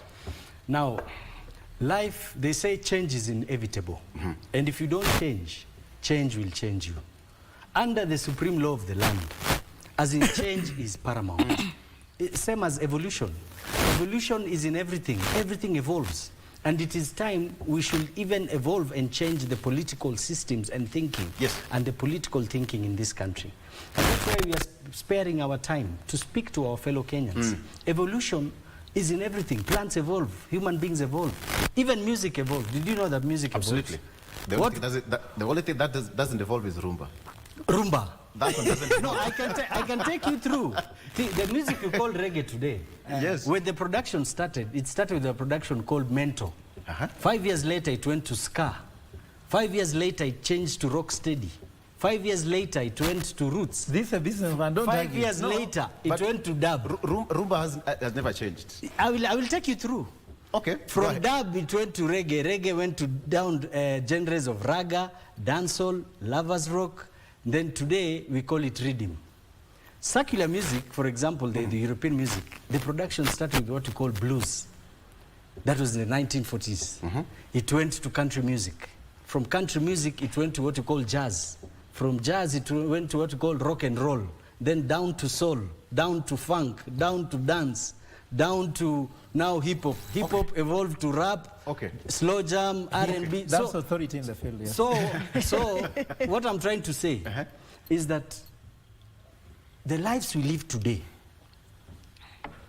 we should not just live and forget where our forefathers brought us from. The biggest saying when you grow up is that our forefathers shed blood for this country to be where it is today. And we are being told, you started with a very good topic on Mandela's quote, that the leaders, the youth of today are the leaders of tomorrow. How are we preparing the youth? We at the age of millennials, how are we preparing the Generation Z? To be very honest, I'll tell you today, the old in the society or the political bosses in the society don't even understand these young people. Yeah. That's why those young people did not even vote. We have about 8 million people who didn't vote. We have another, I think it was 6 or 8 million who did not even have voters' ID. By 2027, we'll have another 4 million who have cleared school. But it is their lives that is lacking direction. So we as youth leaders, people who are dedicated with the zeal, the zest, and the temerity to bring change, we really have to work hard. We really have to work hard. And sink in political literacy. And young people out there, it is time now you have to open your ears to everyone. You see, these people created a system whereby people will either listen to the top of the government or top of oppositions. But as he has said, we always see them going into bed together. It has happened again and again and again and again. So we are the ones who are being fooled. It is time we have to listen to one another. And Wakili, to give it, the worst affected are now the women leaders who are vying for these positions. You've been there before. Speak to us. When I was vying, the struggle was not so much the fact that I'm a woman, although I did face the challenge where still the public recognized that there are special seats that have been reserved for women. And they expected that I would automatically gravitate towards those particular seats as opposed to, you know, members of parliament seats or Senate seats. So every time I would go to speak to them, they automatically assumed that I was vying for a woman rep position, not a member of parliament position. So they have this mentality that there are special seats that have been reserved for you. So let us leave this to... And that creates that sense of doubt. Yes. Yes. It also creates the sense of doubt, especially at the ballot box, where they ask themselves, I didn't see you in the list of women rep. So that's one of the challenges. But one of the uniform challenges that we faced as youthful people is lack of funding. That has been the most critical. And when you look at, even when I was looking at the results of, for example, the seat which I was vying, you would find a person who was who did not spend as much time speaking to people, selling their agenda. They probably came at the last minute, but because they had a lot of finances, because they were able to meet the voters' socio-economic need at that particular time, they were able to secure, you know, even if they did not win, they were able to secure the top positions. So lack of funding has always been an issue. In as much as we want to say mentorship is important, it's critical, but the first thing is how do we get the youth there? How do we get the youth across the finish line? Yes. Then, are these youth who are actually ready? Are they ready? Are we... And on are the they issue, willing? Are they willing, but are they even ready? Are we mentoring this youth? Yes. Are we preparing them for leadership? Are we telling them that leadership is actually sacrifice? Yes. You know, when you say Babu Owino wants to take over from Raila Odinga, is he able to drink from the cup that Raila Odinga drank back in the 80s, back in the early 90s? Are we ready to drink from that cup of suffering, or we are just demanding this position as a matter of right? Yes. Yes. That brings me to that question we all understand. We've heard of this. What are you bringing on the table? What is the background check? Daktari, what are you bringing on the table? She's spoken about the cup that, you know, for example, Raila used in the 80s and all that, detention, torture, etc., exile and what have you. That cup is what you bring on the table. Yeah. The content. Yes. That will now make the electorate to say, okay, we can entrust with this position, so it's now up to you to participate. Look, how did Raila Odinga become the enigma of politics in Kenya? The first liberation needed us, maybe it was almost necessary to go to the street and fight, to go to the bush, Mau Mau. The second liberation was fighting for reforms because there was no democracy. So Raila Odinga had to fight. He had to go to the street. He had to take tear gas. Maybe sometimes he had to be jailed for it. But now we are going for the third liberation, which is economic liberation. In my language, we say pesa oluoro koko. Money fears noise. So we cannot liberate Kenya now with the same tools that were used to liberate Kenya in 1963. Because we are trying to say you can use the same tools that created this problem to solve the problem. So now we are going for knowledge economy. That's what I've told you. I penned a book, knowledge-based economy, that will help. So are youth consuming knowledge?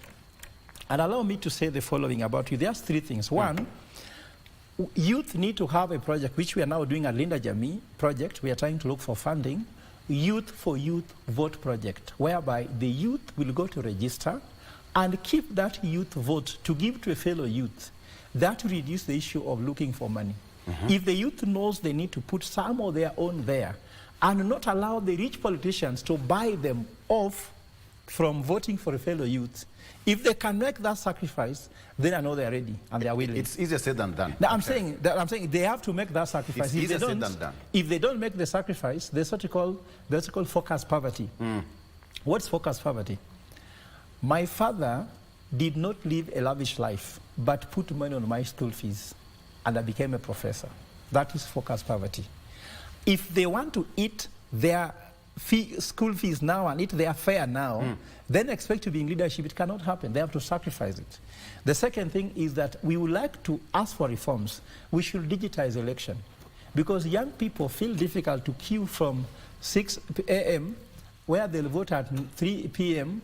and they have fatigue. That is true. Can't we not allow people to vote using mailboxes like in the US? Can we allow people to vote from their phone if they can? No, I'm trying to say, it is the only way. I'm trying to say, if you want to empower young people, this is Kenya. In fact, if you just digitize the election, you'll be shocked who will be the head of state. You'll wake up and just be surprised who will be the head of state. It won't be these guys you're seeing here. It will wash parliament. It will completely clean up. Fresh air. Yes. It will completely clean up even governance and the rest. But most importantly, and I want to tell Wakili this, what has happened in Kenya, because of the culture of wash and dirty money which has been used in campaigns, we are glorifying money over competence. If you say you're a professor like myself, go to my village and say I'm a professor, then someone with no degree appears and gives 50,000 shillings in an audience, while for you only say you're a professor, that person steals the day from you. So long as we allow money to be more important over competence, we are actually perpetuating ignorance, and that's why the quality of leadership is there. Look at us current members of parliament, we call them Tugege. Tugege is whereby there are so many people who are brainless trying to solve a problem. 300 members of parliament cannot read a finance act and passes it. In fact, when you're in high school, Vanjiro, you know this, you could even say, you read chapter 1, read chapter 2. So you analysis of chapter 1, when you add together, we understand this. Yes. They cannot even do divisional labor where everybody looks at different articles of that thing and represent. These members of parliament are too many, but so brainless. That is actually on the Kenya Kwanza front. That's so harsh on them. No, it's true. But that is so as in your side, that's so harsh on them. No, it is true because they admitted. There are errors there that even my son, who is 6 years old, can tell this for sure. Okay. Like even let me give you an example. The current Finance Act being passed, the definition of gross income, and yet you're saying gross income, there's a way it's defined. I'm going to challenge it in court. Just the definition of gross income, they're going to take a certain percentage of your gross income. There's a way it's defined in law that some people cannot have. How can you tax an informal person when they have gross income? Someone who has no salary, what is gross income? It does not work. You'll tell us that. And these are members of parliament who have been elected, 300. Okay. Who cannot even read and understand that. So, Steve, does it mean that we really have to reset our thinking? Very true. Very true. And I repeat, we need to update our softwares. Now, there's one thing you'll agree with me. There's a wise man who said that if you don't teach heritage to the younger generation, be guaranteed they will sell the inheritance when you leave it to them. Because they don't know the value. They don't know the value. Today, if you look at the younger generation below here, when we were growing up, the millenniums, we were taught that growth is a gradual process. You're going up the stairs, slowly, slowly, slowly. Yes. But as a government, as a nation, and this failure is to all of us, we're not even blaming the government, including us as parents. We forgot to teach heritage. And that is why today, the mentality with the youth in this society, all of them want quick riches. I'll tell you the truth. Today, there's no young man who will come and approach you and tell you, please, can you advise me on what I can study to gain these skills? Can you advise me on what I can do to run a business like yours? All of them will come and tell you they want a deal.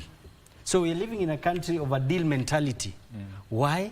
It is because us and the older in the generation portrayed a very different picture and a bad picture. People today, the Kenyan system today and the mentality in this country is so money-oriented. And that is what politicians are taking advantage over it, because everyone has a price. But if we teach on heritage, if we make these young people understand that they need to leave this Kenya better than they'll find it. We need to leave Kenya better than we found it. I was talking to a few people and I was asking myself, a country like Singapore and Malaysia in 1980s, the economy of Kenya and Malaysia, the GDP and the economy growth was at par. Today, their savings to GDP ratio is about 50%. Yes. Kenya, we are 12%. Where did we go wrong? First, it starts with the values of teaching literacy for people to understand. These young people need that education. Very, very important. Number two, direction. The system tells the young people, go to school. After school, it stays quiet.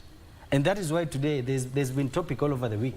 People discussing whether you should go to university or not go to university. Because people with degrees are the ones carrying you on border. People, they are losing meaning. If I show you my phone, I receive close to 10, 20 messages. Young people today are not asking for help with school fees.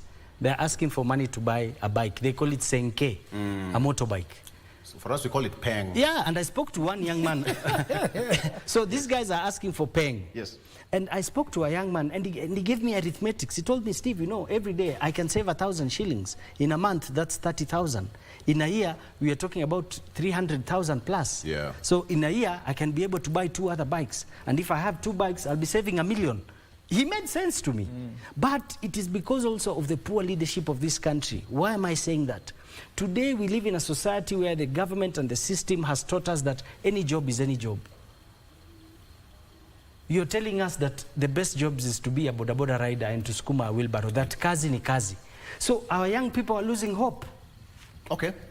My friend, Kenya is a country of intellectuals. The richest resource we have in this country is human resource. Human resource, that I agree. Which is untapped. That I agree. And it is with these young people. So the young people should take advantage of the third industrial revolution, which is the revolution of internetive things. It is the easiest, it is, as long as you have a phone, a smartphone, and you have internet, you can become a multi-millionaire. Very good. But Wakili, you'll also agree with me that there's that aspect of integrity also, you know, come to play, because if you want to be a leader, integrity, chapter 6 is all for us here. But look at it this way. A couple of leaders who are being elected have questionable past. Currently, some of them are still even active in court as we speak. So the integrity part. As Wakili, what do you really make of this? How do we distinguish between leadership and integrity, or do we merge them? I mean, this goes down to the lack of having a framework for how we are nominating these people. Yes. If we're talking about these youth leaders whom we have secured their spots through the entrenchment of their constitutional rights, what framework are we using? Are we subjecting them to the same criteria that perhaps public servants and other state officials are subjected, where they are required to comply with Chapter 6 of the Constitution? Are we subjecting them to the same criteria? So without a proper framework, we will continue to nominate the kind of youth leaders who will propagate and support what their elders have been doing all along. So if you're being sponsored by an elder politician who has had a questionable reputation integrity-wise, and they are the ones who are sponsoring this youth, and there's no criteria for determining whether this youth has met the constitutional threshold for leadership and integrity, then we are still just going to be nominating and electing the same crop of youth. Yeah. Yes. Okay. Because the people who are steering who are dominating the political space are still very much they're not the youth. The crop of them are the elder politicians. But then are their integrity records something that they can pass down to the youth? Yes. Okay. This is what I want to do. Dr. That is your camera. Yes. So in 2 minutes, because I'm going to time it, we want to do a test. Yeah. what do you understand with the fact of leadership and integrity? This is your presentation. Yes. Straight to that camera. Leadership and integrity simply means doing the right thing. I call decency. If you are a leader, you have been elected as president, you have been elected as MP, you have been elected as a governor, read what that means and simply do that. It also means creating what is called equal opportunity for everybody, irrespective of age, irrespective of color, irrespective of tribe, irrespective of social status or something like that. Integrity simply means going by what is called the deontological principle. What is wrong, period. What is right, period, irrespective of the consequences this might cause in other way. For example, if affordable housing is wrong, it is wrong, period. And let us learn from the Bible. For me, as a Catholic and a strong Christian, I look at how the 10 Commandments were written. The 10 Commandments were written, all of them are in negative. They say, do not do this, do not worship another God, do not steal, do not do this. But that negativity creates what is called freedom. So freedom here means that if I say do not steal, does not mean you don't eat. You can eat but not a stolen food. Do not fornicate does not mean you don't have children. You can have children, but you cannot have them in an environment of fornication. Do not worship another God does not mean you should worship. You worship, but you don't worship another God. So I wish our leaders listen to this. Affordable housing is unconstitutional. Does not mean you don't build the house levy is unconstitutional. Does not mean that you cannot be able to build houses. You can build houses, but not through collecting house levy. So for me, integrity simply means doing the right thing, and it's not negotiable, because we have what's called a consequentialist approach, whereby the end justifies the means, and you justify your reason by saying, I am not good, but many people like me. We elect leaders because many people like them, but we don't elect them because they are right. So 10 seconds. Institutions should do their work and ensure that before anybody is elected, they pass Chapter 6 of the Constitution. Don't let us not reinvent the wheel, because it's very clear there what we need to do. Thank you. Time is up. You've done 2 minutes, 2 seconds. Okay. Okay. Okay, Steve, Yes. into your camera. What is leadership and integrity, starting now? Now, as a country, you should understand that first we are guided by what you call the Constitution. A leader is an entrusted person to handle the mantle and guide and provide leadership to the masses. But the biggest problem in this country is that we have praised these people, and we lack political literacy to an extent that we have made politicians demigods that you worship. And that is the main reason why in Kenya today we have a system or leadership that does not even respect the rule of law. I believe that in a country, leadership begins from the top. If you have the right president at the top, I am 100% sure that the leadership skills and the leadership system will cascade to the roots, and you will have rightful leadership. Number two, direction and interest as a person or as a leader. We need leaders who understand heritage. We need leaders who understand what Kenya is and where they want to take Kenya as their final destination. The biggest problem today, members of our political systems have personalized politics, and it has become a personal interest game whereby they think about themselves, and we are in a competition. But I want to remind Kenyans that we are not in a competition as Kenyans. The race is not against individuals, it is against time. It is not who drives the biggest car, who has the biggest chunk of land, who has the biggest, all these things are material, and one day, believe you me, we'll leave them here. And as I've said, if we don't teach the young generations on heritage, 100% they are going to sell the inheritance we leave them as a country. You've done 1 minute, 39 seconds. 20 seconds may donate to Wakili. Yes. Okay, so okay, Wakili, resetting and youth leadership and integrity, starting now. That is your camera. I think leadership and integrity, I will borrow from what the Constitution basically has offered the guidelines for leadership and integrity, and that's one, competence. Youth are persons between the ages of 18 and 35. Anyone in that range is considered a youth. There are very many competent youth who are the age of 34 years, for example. So let us consider choosing youth leaders who are, number one, competent. That's where we begin. Then secondly, Let us choose youthful leaders who can be able to make impartial decisions, employ impartiality in decision making. You've heard my colleagues say that, you know, when approached by a youth concerning whether they can fund their campaigns, the number one reason that they give is, you know, don't worry, you know, I will ensure that you get tenders. So that means that youth already lacks this impartiality in decision making, and you do not expect that they are going to apply that. And then what we want to see also in leadership and integrity is selfless service. Are you really interested in public interest? What do you have to show for it? There are very little things that you can do within your community to show that really you are in for the interest of the public and not your own personal interest. And then lastly, I would say accountability to public resources. Can the youth actually be accountable for the resources that are placed within their hands? That to me is leadership and integrity. 1 minute 40. Steve, 1 minute 30 seconds. Okay. So can I fill up the 20 seconds? We want to do a quick rundown. From what I've picked from all of you, yes. Wanjiru, you've talked about impartiality, you've talked about selfless service, you've also talked about accountability. Steve, you talked about direction and interest, yes. which is very important. You've also talked about the rule of law, okay? Daktari, you talked about freedom, which was very important for you. Freedom, and there's one I missed. Decency exactly. and equal opportunity. Yes. So you all agree that when you combine all these things, it makes a good leader. We have got a minute to go. Let me just get you 20 seconds each to finalize. Kindly.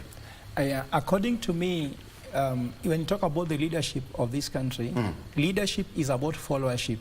The fact that you are leading, there must be people following you. For example, the head of state has 53 million Kenyans following him. Then the challenge is, where are you taking them? If you know where you are taking them, then you feel easy. But should you have 53 million people following you and you don't know where you're taking them, you get angry, start shouting at them and start misleading them. So look at it this way. If we ever find leadership position of this country, know that any decision you make affects 53 million Kenyans. Thank you. And for that matter, you have to really figure out where you want to take them before you ask for that leadership position. Thank you. Yes. Yeah, for me, I'll say any person in leadership should understand that Kenya is our business and our business in Kenya.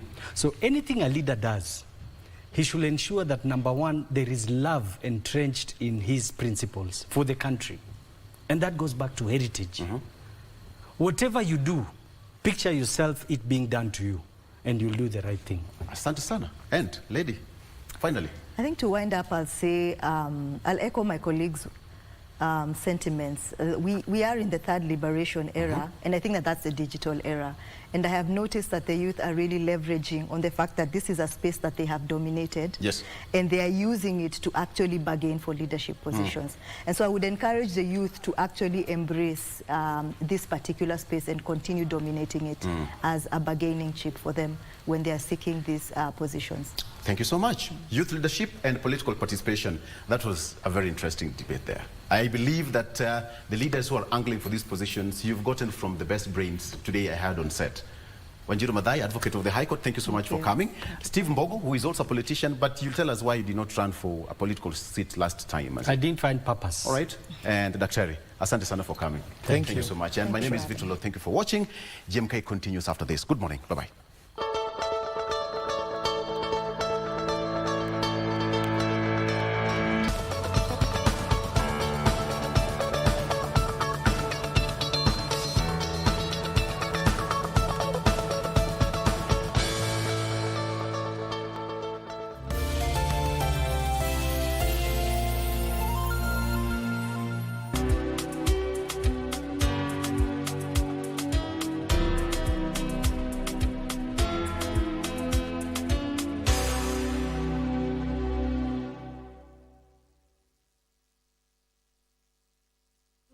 Kenya Broadcasting Corporation is Kenya's most trusted news and entertainment brand. Grow your business, acquire more clients, and reach new, diverse audiences by advertising with us. We connect brands to audiences that matter, driving results for brands and enhancing your current marketing strategies. We have packages for all needs, and no product is too small for us. Contact us today and capitalize on our combined power of radio, TV, and digital platforms. KBC, connecting Kenyans.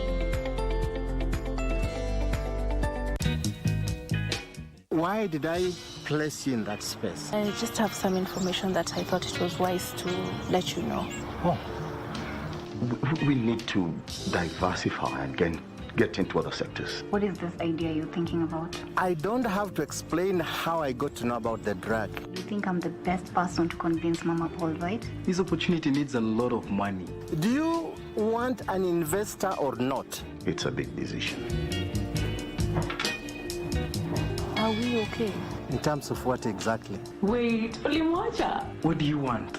I thought we spoke about his emotions. Maybe you can come out clean about the wakili. You don't know what you are talking about. You mean you are sad because your wife-to-be had blocked you? Come see the 7 wonder of the one. Fala is Galai. The love of your life amekupiga character development.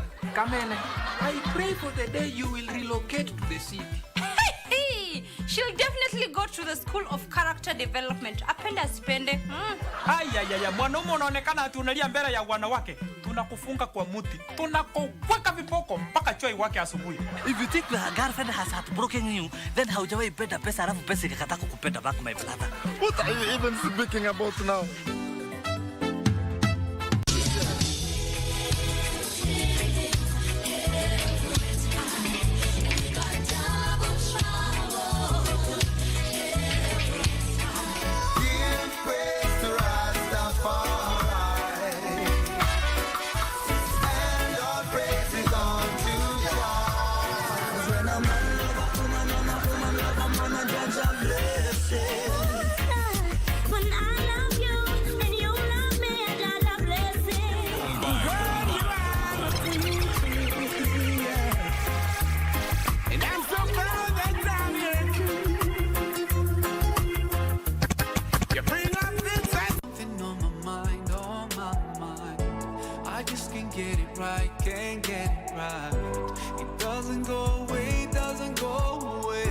Yeyote atakaye kufuru katika nyie baada ya kushuka meza hiyo ikawa na chakula baada ya kuwa ametekeleza saumu, si tuangalia matendo aliyofanya, maadamu atakuwa amekufuru, fa inni uadhibuhu, hakika mimi nitamwadhibu yeyote atakaye kufuru. Ibada ya funga imefaradhishiwa ummati Muhammad na sisi sote Waislamu ili tuweze kumcha Allah subhanahu wa ta'ala kama ilivyokusudiwa wale ambao walitutangulia.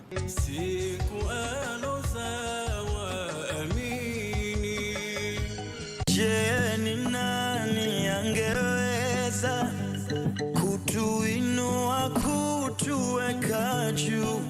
Fasting is just abstinence from something physical, temporal, so that you are able to gain some spiritual advantage. So basically it doesn't just entail food? No, it doesn't entail food. And in fact, that is so critical because there are people whose passion and priority is not food, actually. We are dealing with a very interesting generation today. If you took away something like social media, for instance, to them is a very big deal from maybe food or something else. So we can fast social media? Correct.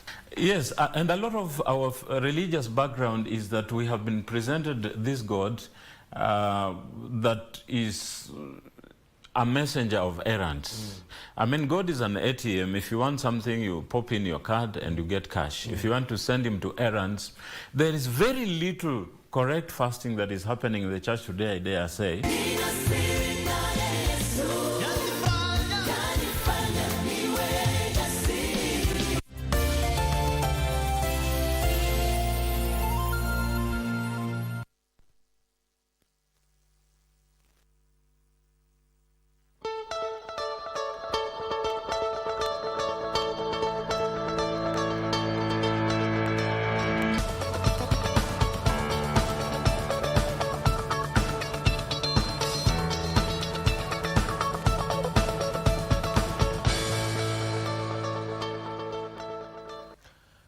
Welcome back to Good Morning Kenya. My name is Mike Migwe, and right about now we are going to talk about the United Nations Civil Society Conference that is slated for May this year. And in studio to help me this conversation is none other than Carol Osero Agengo, who is the co-chair of UN Civil Society in support of Summit of the Future. Welcome to the program.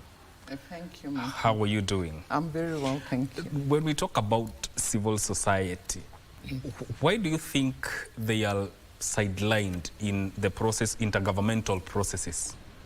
First of all, let me say that I'd like to correct that a bit. Sidelining may not be the right word, but I would say that they're not adequately involved. Because if you look at a lot of intergovernmental processes, there's space for civil society engagement. So that means that there's some consideration for their participation. What we're saying is that the participation is not adequate. And this goes back to the creation of the UN, and where the first civil society conference, this is the 69th edition. When the first one was held, it was in consideration of the fact that civil society plays a critical role in supporting, complementing, and getting accountability to intergovernmental processes. So they are involved. It's just that the involvement is not adequate. It could be increased, so they're not sidelined in that strict sense of the word.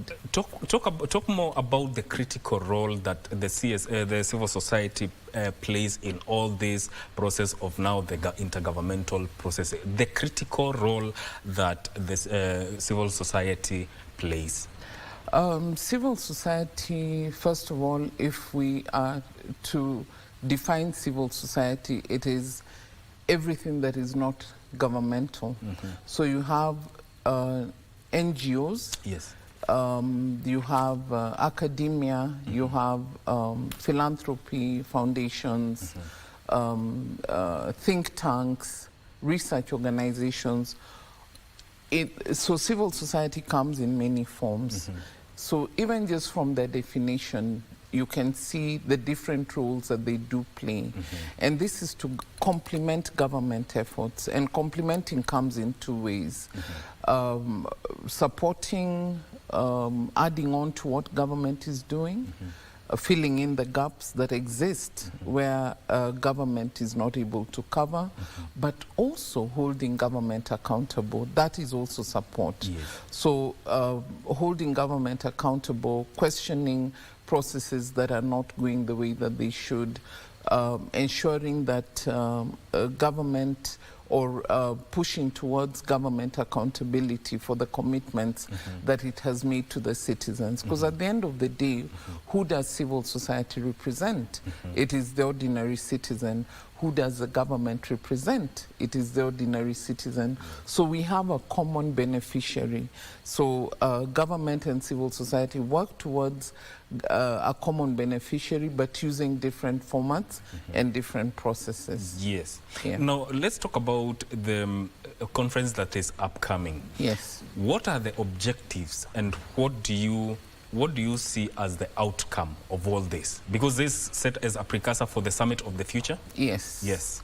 So the Summit of the Future is happening in September in New York.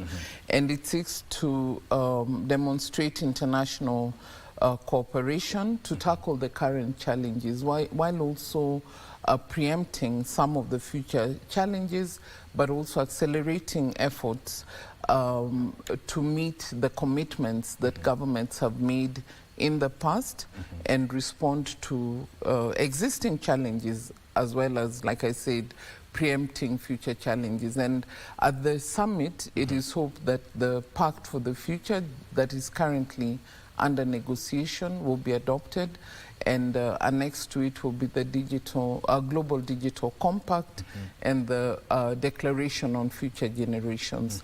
Now, these are critical documents that seek to redefine how we're going to move forward as a planet, both government and non-governmental or civil society. And it is therefore important that we engage in these processes because we are defining how we're going to shape the future, which is for us all. And remember, our common beneficiary, civil society and government, is the people. Yes. It is for the people and the planet. And so when the summit for the future happens, the outcomes of the summit, the Pact for the Future and the two other documents, Global Digital Compact and Declaration on Future Generations, are documents that will guide us as a planet to move forward, as a people on the planet to move forward in an effective way.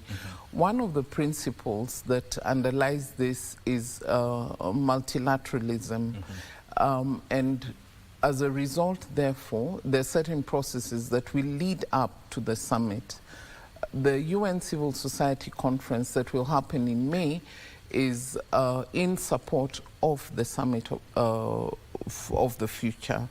And so the objectives that we have are, one, that it will be an inclusive conference, where we're able to bring to bear the issues that I have just talked about, increase awareness around them, increase the ambition and accountability for the summit of the future, beyond New York where it will happen, and support the amplification of the diverse voices and initiatives so as to inform an inclusive pact for the future. But we also want it to be impactful. We don't want to come to Nairobi, have a good meeting and leave. So one of the things that we're proposing is multi-stakeholder impact coalitions. And this also kind of feeds into the idea of multilateralism. Multilateralism is happening at the governmental level, and we're seeing that at the civil society level, we want to bring in a multi-stakeholder perspective. So we're bringing in the different actors within civil society, the think tanks, academia, the philanthropy organizations, research organizations, private sector. We're bringing them into one space. And the impact coalitions that are formed by these multi-stakeholder actors will hope to take forward the big ticket reforms that are proposed in the Pact for the Future. So the impact coalitions will also include member states of the UN, so the governments. So we want it to be coalitions that cut across civil society and governmental actors, with the whole idea of taking forward some of the issues, the big reform agenda issues that are going to be discussed or will be the outcomes of the summit of the future. And then the third aspect is that we want it to be innovative. We are living in a world that is currently evolving extremely fast, but we also want to innovate the way civil society engages with governmental processes. So in addition to the impact coalitions that I've just spoken about, we also want to bring intergenerational solidarity to bear, so that we are tapping into the entire populations, because the future, the Pact for the Future that is being negotiated is for people of all ages. So we want to make sure that we bring in this effective model of intergenerational solidarity as we negotiate the path forward. Yes. Are we going to see a case where we move from just words and move into actions where the civil society is engaged more and in international community, and us actually actualizing action-oriented multilateralism? Yes, and what we are seeing, what we're talking about in terms of the impact coalitions is that these are civil society generated but diverse stakeholder constituted coalitions which will agree to work towards advancing certain key reform initiatives leading up to and beyond the summit. So these coalitions is where the action will happen. And this will involve civil society, and it will also involve government actors. So civil society engagement, like I said, we want to change the way we're engaging with governments, and civil society is already engaging with a lot of governments. If you look at a lot of the UN processes, all the UN agencies, because UN is a place where governments come to discuss and generate commitments and processes that guide the nations that they represent.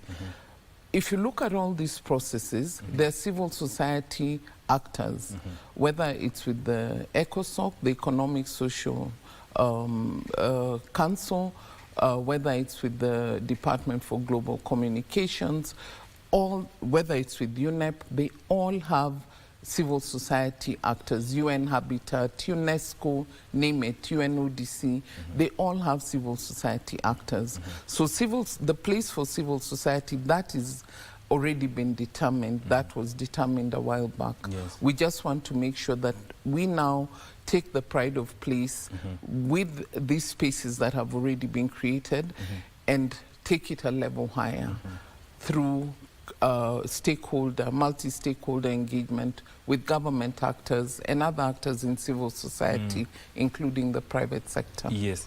Now, are there mechanisms to ensure that the voices of marginalized groups within civil societies are well represented and adequately heard during this conference? Yes. If you remember, I said first we have the 3 objectives, the 3 I's: inclusive, impactful, innovative. When we talk about inclusive, then we mean inclusive. And this is in the processes of defining the participation, in defining the representations at the conference, the civil society workshops, whether it's the exhibits, whether it's the off-site events. All this, we're taking the issue of inclusion very, very seriously. And if you look at the civil society actors that I mentioned that are attached to the UN processes, a lot of them also are inclusive. So the different actors, we've got indigenous people, persons living with disabilities, youth and children, older persons, the labor movement is represented, farmers. There are different categories of people that are represented, and we want to make sure that it is as inclusive as possible. We have a subcommittee. We're working through subcommittees, my co-chair and I. We've got 10 subcommittees, and one of the subcommittees is looking specifically at the issue of accessibility to make sure that the conference is accessible to as broad a diversity of actors as is possible. Yes. The president of the 78th session of the General Assembly, Dennis Francis, has also reiterated and committed to enhance multilateralism. And actually the objectives of peace, prosperity, progress, and sustainability. How does that align with the objectives of this upcoming conference now? First of all, we're very grateful to the President of the General Assembly. He has been one of our supporters, and we hope that he'll be able to attend the conference. We've extended the invitation to him. One of the issues in his commitment, and I'll speak about some of the resources that we've developed, which we could also tap into. In his video commitment, where he spoke through a video to speak about his commitment to this process, he speaks about sustainability. Our impact coalitions, what we're proposing is very heavy laden with sustainability, because we're saying Nairobi is an event. The conference is an event. It is a moment. But it leads to another event, which is the summit of the future. So in between the events, we want action to happen, and that will happen through the impact coalitions. But we also do not want this to stop at the summit, which is also an event, because the issues that are being proposed in the Pact for the Future are issues that will carry us forward for a long time. But how do we ensure that those issues do not stop in the document of the pact or do not stop at the event of the summit? The impact coalitions will look at the actions for taking this forward. So if we pick the key big ticket reform agenda issues that are contained in the pact for the future, and we bring it to life through the impact coalition, then the impact coalitions will make proposals on how this will be taken forward. So because it has a governmental perspective through the member states, which has the highest responsibility to our common target beneficiary, then the civil society actors will also bring their effort to the table. The private sector will bring their effort to the table in those coalitions. And this then will lead us to a place where we are implementing some of the commitments that are contained in the pact. And we must also remember that the process of developing the pact it's an intergovernmental process, but it has been informed by civil society voices. We're saying the civil society voices could be increased, but already there's been space for civil society engagement. So it is our pact. It's not a governmental pact. The government will negotiate it as it's wont to do, but we must then take forward the issues that are reflected in that pact for the future. Yes. Yeah. Now, how can multilateral institutions ensure transparency, accountability, and also responsiveness, especially when they are engaging with the civil societies or organizations? Yeah, I think to repeat one of the words you've said, transparency is key. Yes.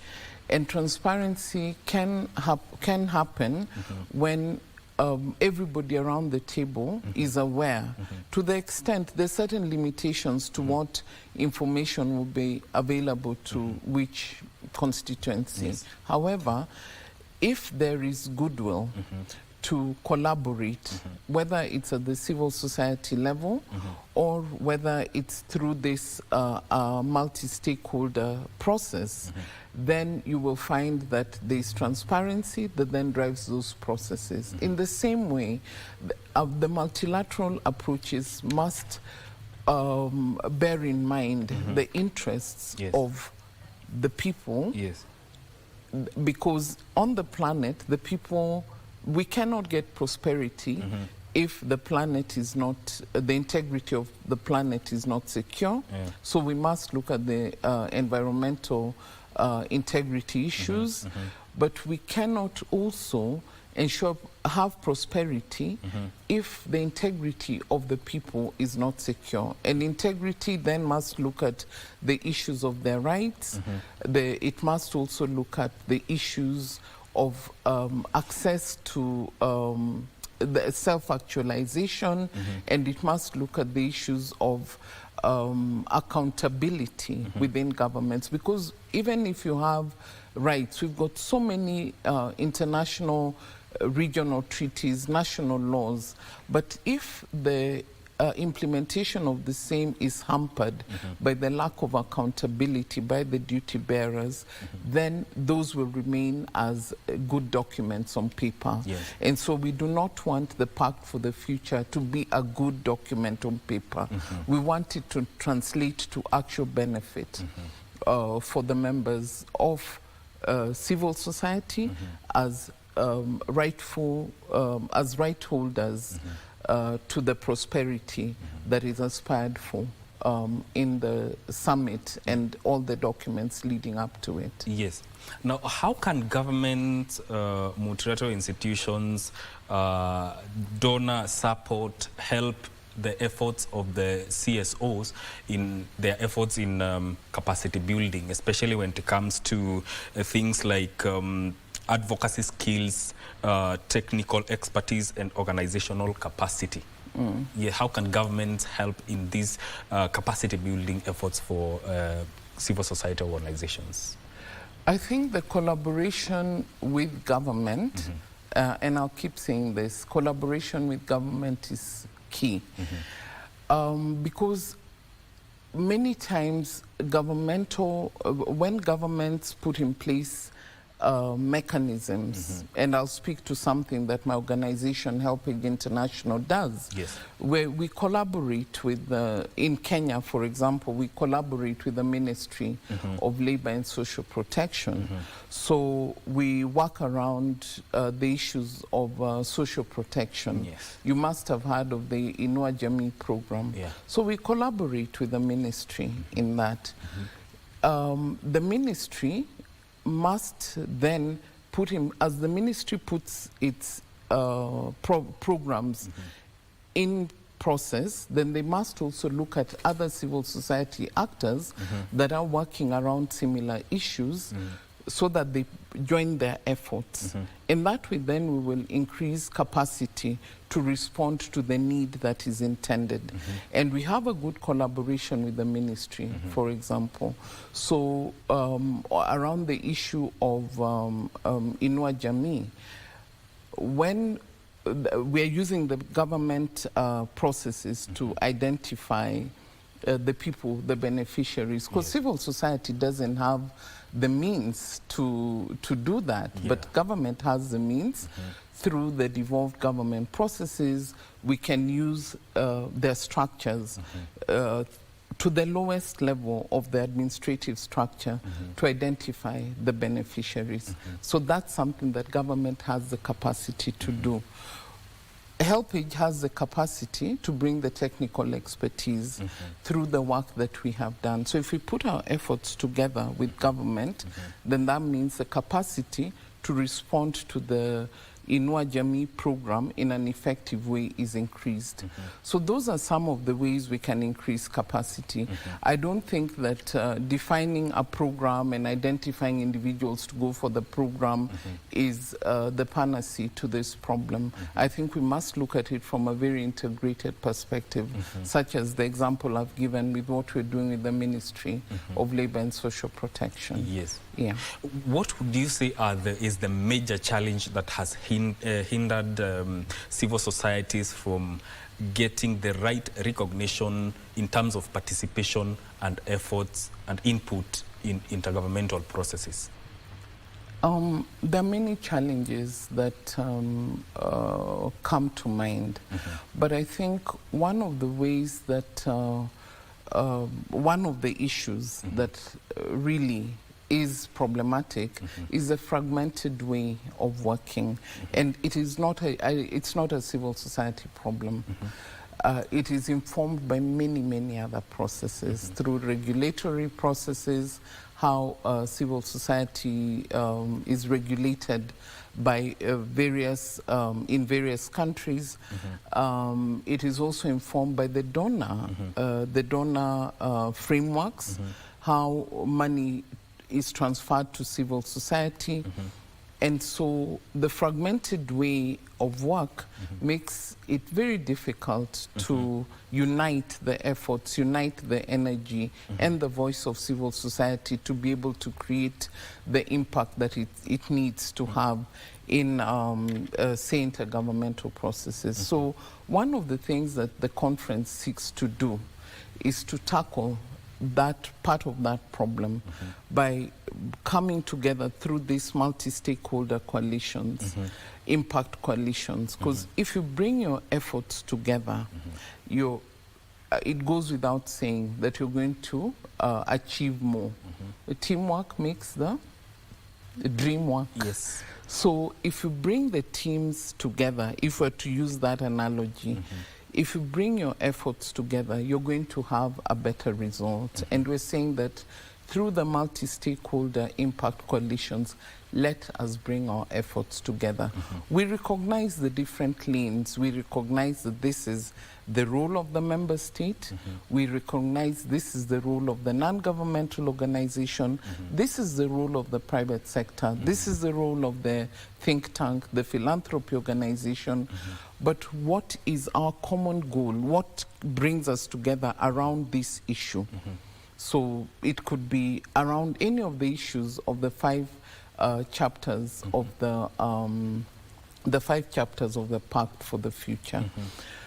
So if we pick, for example, technology as an issue, then the member state could bring in their ICT program, whether it's the ministry, the department, etc. The non-governmental organization that is working on technology could come into that coalition. Academia, the ones that are doing research on AI and all this, could come into that coalition. The philanthropic organization that funds that line of work could come into that impact coalition. And they would then pick up the key reform issue. What are some of the reform issues?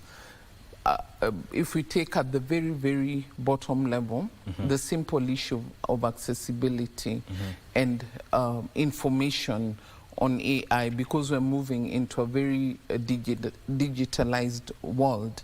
So if we take it at that very basic level, then what would the different actors that I've mentioned bring to the table around AI, for example, and how it's going to revolutionize the world, and how do we bring everybody along so that they then respond to the AI advancements that are there. So that is how we're going to change the way civil society acts. We don't want to be always on the outside picketing, because we're saying we have something valuable to bring to the table. And that has been recognized. It's not that there's no recognition of that fact. But we now want to bring it to bear through the Impact Coalition. How do you think multilateral institutions can strengthen partnership with civil society to address complex global challenges like climate change, peace building, and human rights and other major global challenges? I think the first thing is to acknowledge that civil society plays an important role. Then bring them in. I think once that happens, the details of how they work together to strengthen that the issues that you brought about will almost automatically fall into place. Because one of the biggest challenges is the lack of space for civil society to engage. So if the space is created, then civil society will bring, there's a lot of research and information that is generated by civil society on a daily basis across the various issues that civil society engages in.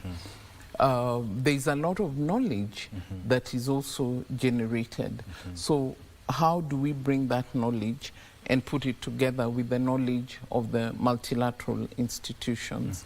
That is possible. And again, I'll go back to what we're proposing, the impact coalitions. We want that this hub of impact coalitions will come up with as many of the issues as possible that can then be addressed through the interaction of civil society between the state and non-state actors across the various formations of civil society. Because we are talking about civil societies getting had more and their input considered even better. Are there initiatives that the civil society have played a part or a significant role in shaping multilateral policies? I think there are very many. And what comes to mind, I come from the women's movement, and I'll give an example. The Maputo Protocol, the Protocol on the Rights of Women in Africa, was adopted in 2003. And through the interaction of civil society, the collaborative action of civil society through a coalition called the Solidarity for African Women's Rights, this protocol entered into force. But the implementation, that was a civil society action, engagement, because this coalition is made up primarily of civil society. But the implementation of this protocol was very, very slow. And so in partnership with UN Women, which is a multilateral organization, it's a UN agency, SOA partnered with UN Women to come up with what was called the MSA, the multi-stakeholder approach. And this was developed by a staffer of the UN at the time, Florence Butegwa, and it was taken up by the UN Women as a policy document. Now, this document was then used by civil society to train governmental organizations, to train ministry officials across very many countries, including Kenya, where the different, because gender is a cross-cutting issue. So even though it sits with the Ministry of Gender for order, then it must also be reflected in the other ministries as well. And the issues that are reflected in the protocol did not only cover one aspect. It covered from labor to education to economics, everything, political participation. So bringing the various ministries together to see how to implement the various aspects of the protocol was, I think, a brilliant idea. And different countries then took on the MSA approach. And with the interaction of civil society, government, and the UN, UN Women primarily at the time, we were able to train many governments, many ministries to implement the MSA approach.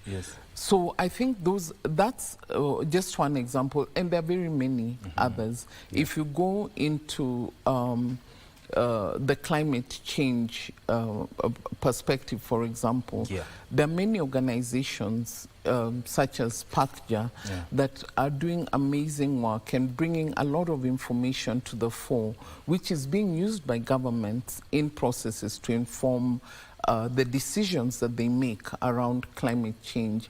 So that the interaction between civil and society cannot be overstated.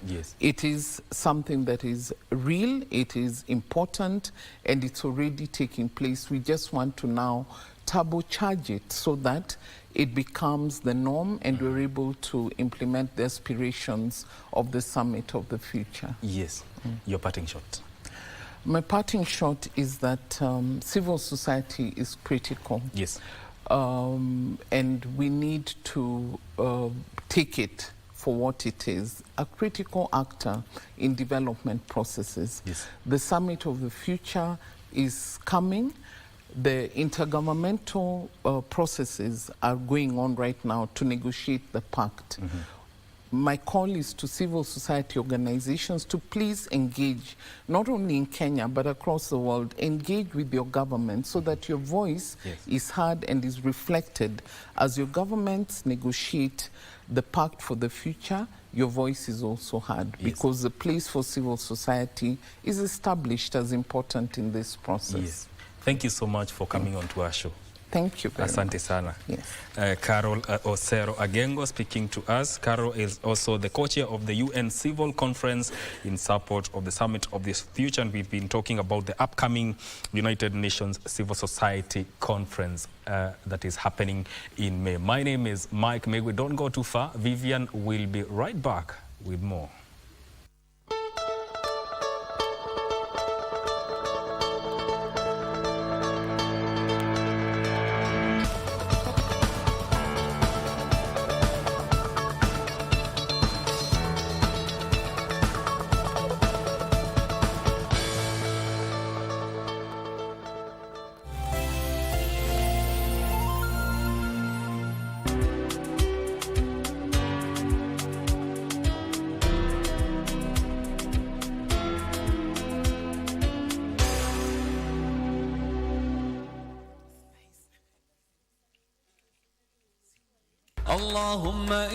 KBC Channel 1 imeandaa vipindi spesheli katika mwezi mtukufu wa Ramadhan mwaka huu kwa ajili yako. Allahu Akbar.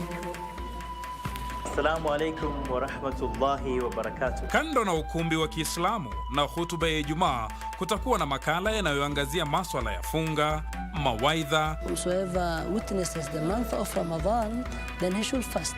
Vipindi vya mapishi. Katika mapishi ya Ramadhani tutatayarisha pilau ya korosho. Utahitaji viazi, vitunguu vinne vikubwa, na zabibu na kaswida mbalimbali. Pia tumekuandalia kalenda ya Ramadhan ili kukuweka kwenye mstari wa mbele katika funga yako. Tazama runinga ya KBC Channel 1 katika mwezi huu mtukufu wa Ramadhan ili kukuza na kuhifadhi imani yako.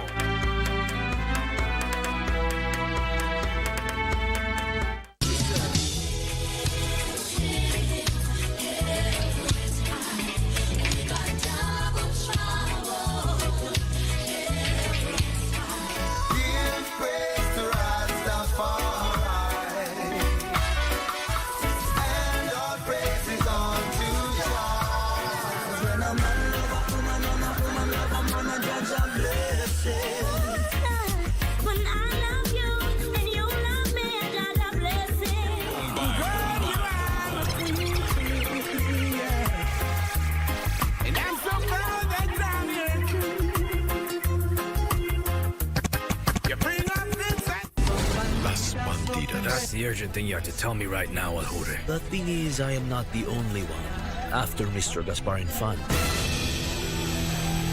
What do you mean by that? But the more that I try to investigate him, the more I realize that there's something very shady about him. Because why would Olegario Montoya be interested to see me change sides in this case? Can I pick you up at around 7? How does that sound? Oh, all right, you win. Yes, that's my girl, Fabiola. You know that Alonso happens to know someone who knows the events of the past. Maybe there's something there that might interest you. Well, it would be nice if the two of us would set a specific date for us to talk about that. Is that fine? Definitely. Whenever you want. You are getting out of this house now! Whatever you say. But I'll say it again, Mother. I may leave Amparo, but it doesn't mean I'm not going to love her. In fact, quite the opposite. This will only strengthen my love for her. Las Bandidas.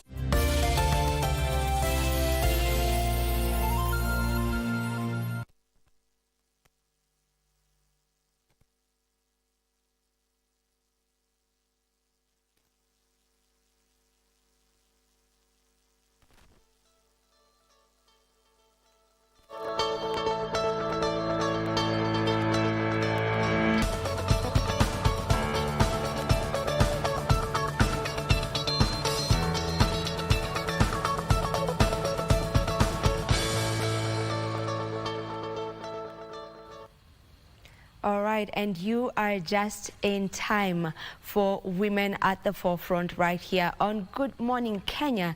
And today we have a great lady with us in studio. She is a seasonal professional with a wealth of experience in her field of interest. Her name is Mary Muturi. She is the CEO Jumbo List. Mary? Welcome to GMK. Thank you so much, Vivian. Thank you for having me here. I'm sorry, my voice is a bit hoarse, but I'll try to be audible. Yeah, we can hear you. Don't worry. Okay. Yeah, Thank you. If we may just begin by you telling me what Jumbo List is all about. Yes, thank you, Vivian. Jumbo List is a company that is actually registered in Kenya and in New Jersey in the USA. It was started by three ladies, Sarah Munyeri, Teresa Mugura, and myself. And when it started, Jumbo List actually started to meet the demand that was there within the community in New Jersey and in the diaspora. Being there, having been in that country for more than 30 years, people kind of gravitated asking questions, wanted to know about few things. And we thought instead of having to keep on answering these questions over the phone, why don't we bring businesses and consumers together? So Jumbo List was actually founded to be able to meet the demand between consumers and business people and hustlers at that matter in the diaspora. Because in the diaspora, the things that people would be asking is, where can I take my child to school? Or where can I have somebody who can do catering for me? I've got an event over the weekend, or even plumbing, just normal regular things that somebody, would want to have. And therefore, we started an online directory on www.jumbolist.com that anybody who has got a business can actually register that business on that online platform. It is free. And then, you know, and if consumers and people call and want to find out where can I get this and that, we lead them to the online platform. So we actually now, it has gone out of the diaspora. We have also businesses here in Kenya or even worldwide, wherever you are, you can be able to register your company and people can be able to find you. That's how Jamboree started, but it has expanded now. Now we see, because we became known, even here in Kenya, and people wanting to expand their businesses in the diaspora also reached out to us and wanted us to be able to advertise them. And we told them they can actually put their businesses online where they can be found. But on top of that, because then they wanted more visibility, we started now the marketing and advertising company of the Jumbo List, where we are able to advertise and market companies in the diaspora and also to our friends also here in Kenya, that they can be able to get more customers, get more clients in their fields, whichever field they are in. And that's so, and again, we started with Jumbo List having during COVID time. During COVID time, a lot of things were done online. We had a lot of Zoom meetings to be able to cater for the community. You know, there's normal things that again would do the birthday parties, the graduation parties, the wakes, the mourning, you know, when people died, prayers. You know, Jumbo List was called upon to help in bringing people together to be able to facilitate them to either celebrate their graduation through Zoom or to have even a baby shower through Zoom. And through that, we were able to grow as Jumbo List. And in 2022, we actually had our first expo as Jumbo List. Because again, the demand was there. People wanted to interact. People wanted to reach to each other. But at the same time, people were not able to travel because of COVID. And so our first expo, we did our first expo where we were able to bring customers and business people on the Zoom platform. We had different rooms in the Zoom.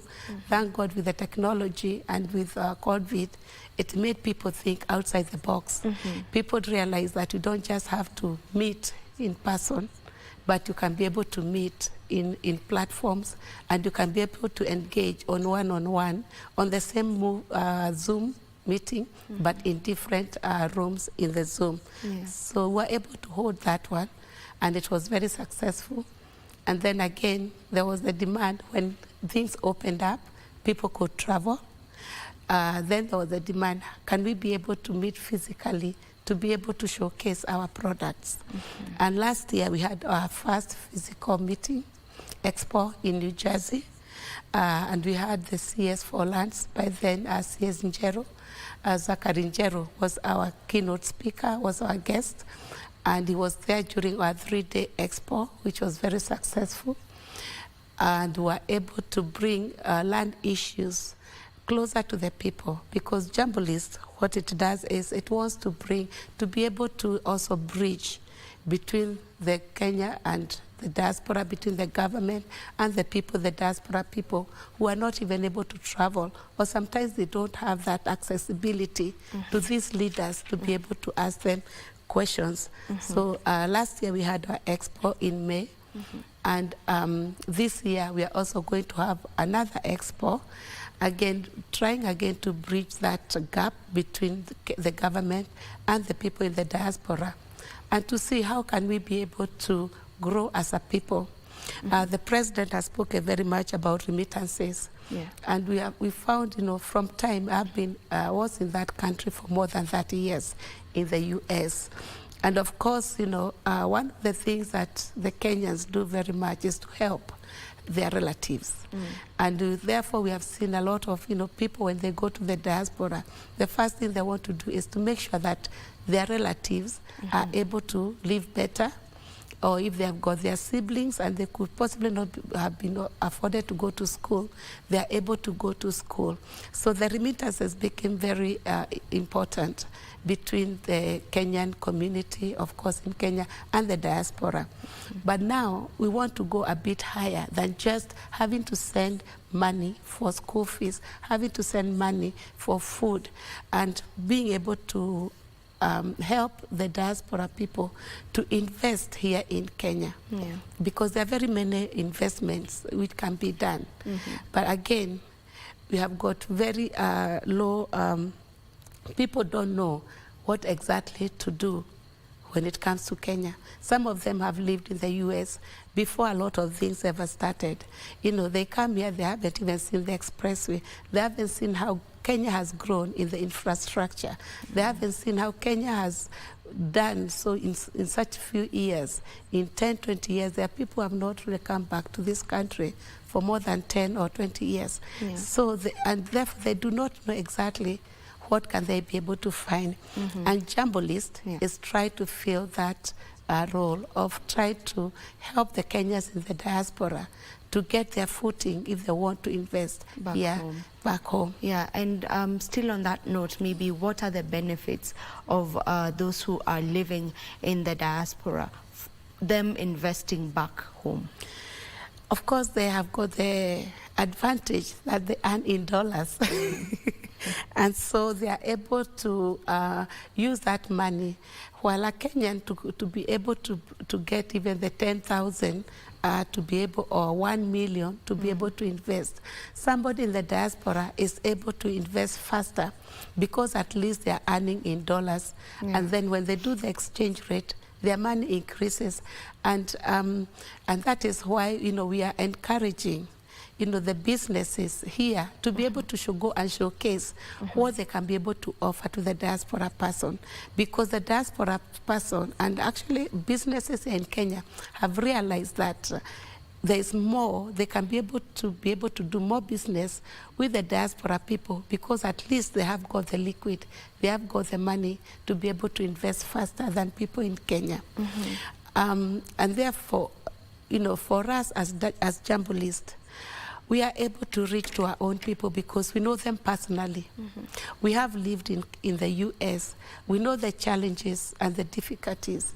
And there's one thing that, you know, when you're in the diaspora, you don't realize that time goes so fast.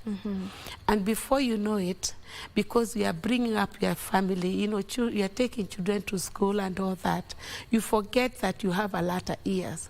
You'll have a retirement. And when that retirement comes, where will you be? What will you be doing? Will you be able to sustain yourself? Because you find that, you know, the diaspora money is so much used by the Kenyan people. You in the diaspora, mtu akitaka wedding, your brother, your sister, your relatives, they have got something. They will expect you to finance it.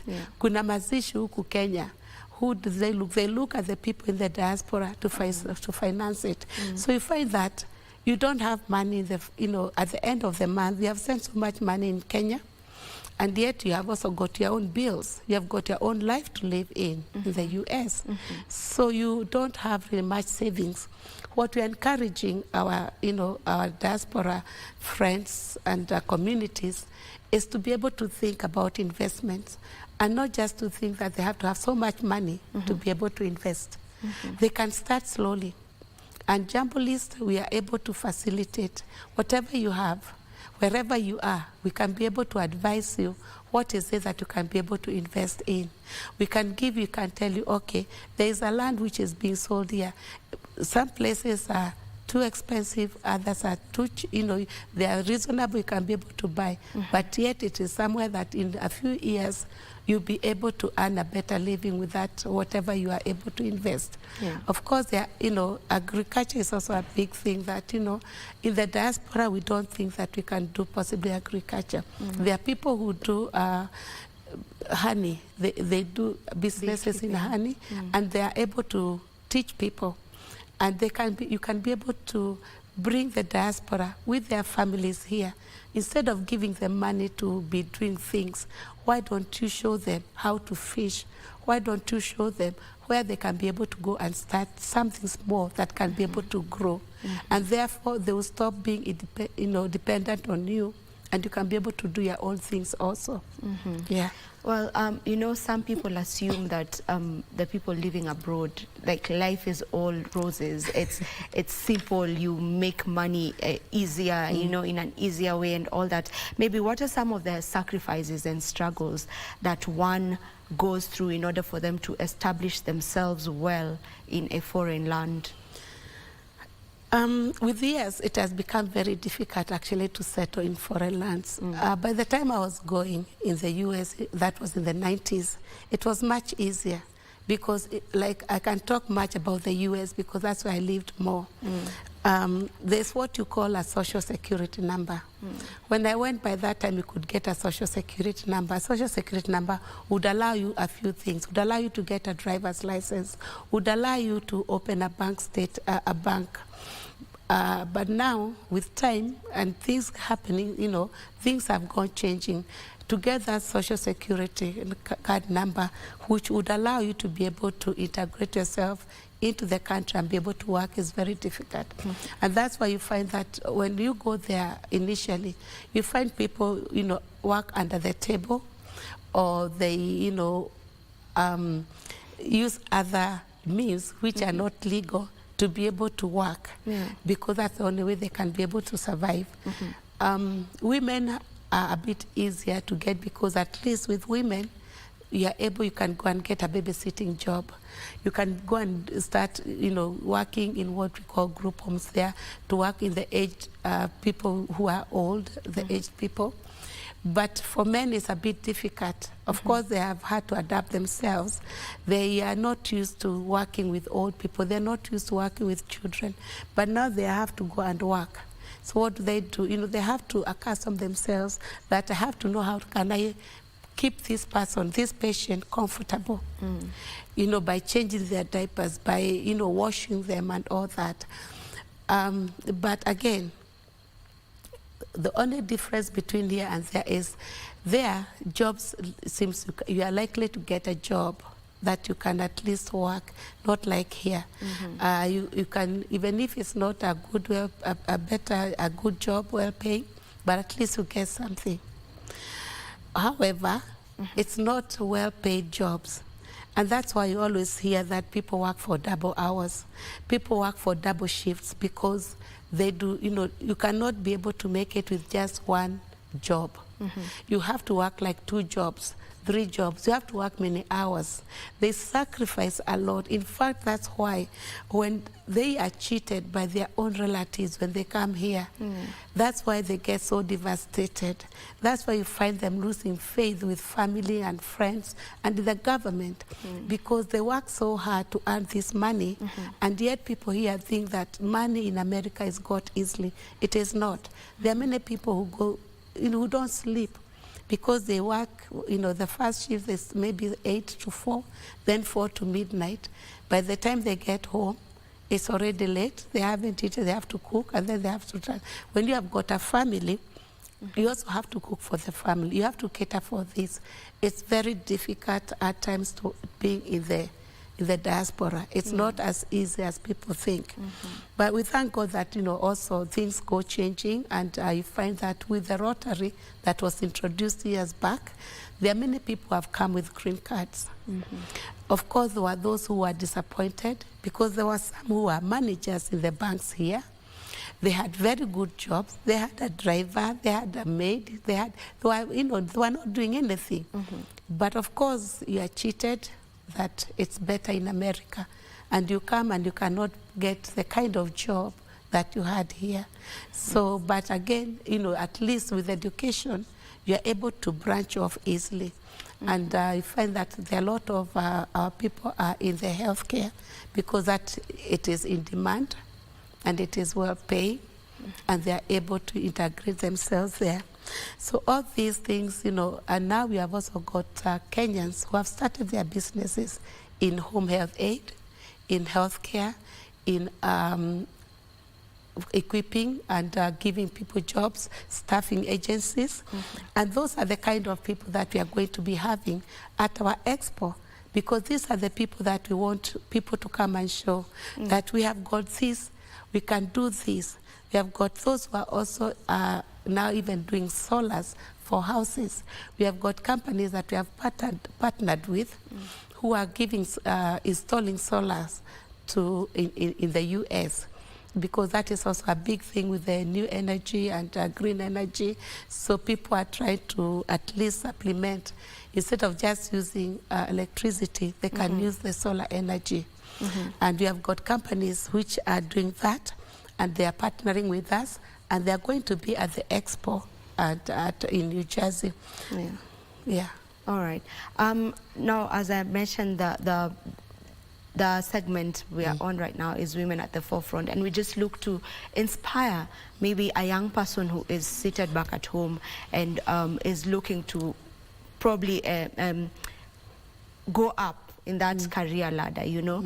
Just for you, how would you say that growth has been for you, and what has been giving you the inspiration, you know, to stay scaling up to the person that you are right now?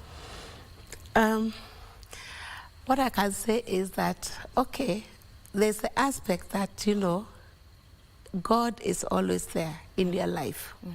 And God opened doors for you. And sometimes we look at other people's doors instead of looking at your own door. Because you want to be so and so, you are looking for that door to open, but that is not the case. Myself, I started with, I did actually medical secretariat at the Kenya Polytechnic. But my father was very instrumental to actually where I am. Because during my time when he did the O-level, everybody went to clerical jobs, you know, to do that. And I asked my dad, because he worked with the city council and he had a good job. And he's like, Dad, can you get me a job? And he looked at me and he's like, you who is going to listen at you? You're young. And so he told me, instead of going to looking for those jobs, go to Alliance Française and start learning French. So I didn't go for those jobs. I started learning French. And that French has actually, you know, opened other doors, because then after that, then I wanted to do something else, and my dad said, no, why don't you look for a school in France where you can go and study French? What do you want to do? So I thought I would do bilingual secretariat. And you know, while I was here, I pursued, and I did also 1 year of French at KIA. During that time, I think now it's a different name. That time it was Kenya Institute of Administration. So I did 1 year of French there. And then after that, I went to France through the encouragement of my father, but also my own determination. Because when I went there, of course, you are told that you go there and you get jobs. France was very different from any other, other countries. You could not just go and get a job like that. You had to have papers to be able to work, whatever kind of job. And also, they did not recognize our own English. So you are told you could go there and work as a house girl, as house help, what they called au pair. But when you call the hotel, you know, we want somebody who is from England. So you are dismissed. But I was able to get a job with the Kenya Embassy, where I started as a receptionist. Then I was able to go to advance, and I went and I was employed as a secretary, and was working for the Office of Education, which also worked closely with UNESCO. So from there, I was exposed to, again, to the international organizations. And I briefly worked with WIPO in Geneva. And again, there, I just went by myself. You know, you don't have to wait to be for somebody to take you somewhere. Even as a young person, you can be able to do things by yourself. You can be able to propel yourself to the next thing. Because when I went to Geneva to look for a job, I really didn't have much money, but I just have trust and faith. And I went knocking to doors, to the different organizations. And I'm glad, before I could, before long, 1 month, I only had actually money to sustain me for 1 month in Geneva. So if I didn't get a job, I didn't know what I was going to do. But God is faithful. So I got a job with WIPO. Okay. And then after that, I transferred. I went to the US, where I worked with the International Peace Academy briefly for about 18 months. And then after that, I joined the United Nations, where I worked for 27 years before I retired in 2019. But all that, you know, I can say that I really did not have what people would say that you have got a godfather, or you have got somebody is pushing you or getting, you know, waiting the way for you. No. All those were like, I had to work hard for myself. I had to believe in myself that I can be able to do that. And you have to listen to people also, because how did I get the job in Geneva? A friend or somebody visited France, France where I was by then, and said, oh, in Geneva, you don't need to know anybody. All what you need to do is to pass the exam. When you pass the exam, make sure that every day you go knocking doors in all these organizations, and before long you're going to get a job. And that's what I did. So from that time, I knew that if I pass this exam, I'll be able to go to the next step. And I also talked to various people, you know, in my circles who are struggling, you know, when I could not be able to, like when I was in the US, I could not just go to work at the UN just straight away. I first of all had to work with this organization, which had taken me from France, from Geneva, to to New York. But I had friends that said, why don't you just go do the exam? When you do the exam, I assure you that you'll get a job. And sure enough, why, you know, they practiced, they did the job, and they did. So what I'm trying to say is, don't always try to wait for somebody to help you out. They might not be there, but your own courage, your own stamina will be able to help you out. Yeah, and don't be afraid to start small. No, don't be afraid to start small. Okay. And then the people that you help along the way are actually the people will also be able to help you. When I finished my term with the International Peace Academy, one of the girls that I had actually recommended to go and work at the UN is the one who eventually also, when it was time for me, I did the exam. Of course, I was very nervous that I wasn't going to pass, but I passed. And that same girl, there was a vacancy in the office, and that's how I got into the UN. So listening to people is very important, and also don't disregard yourself. You are capable. You as a young girl. I know even when I started with, when I finished my secretariat, we were three friends, and three of us, we decided, let's take the Kenyan directory. Those times we had the directory. And we took names from the directory.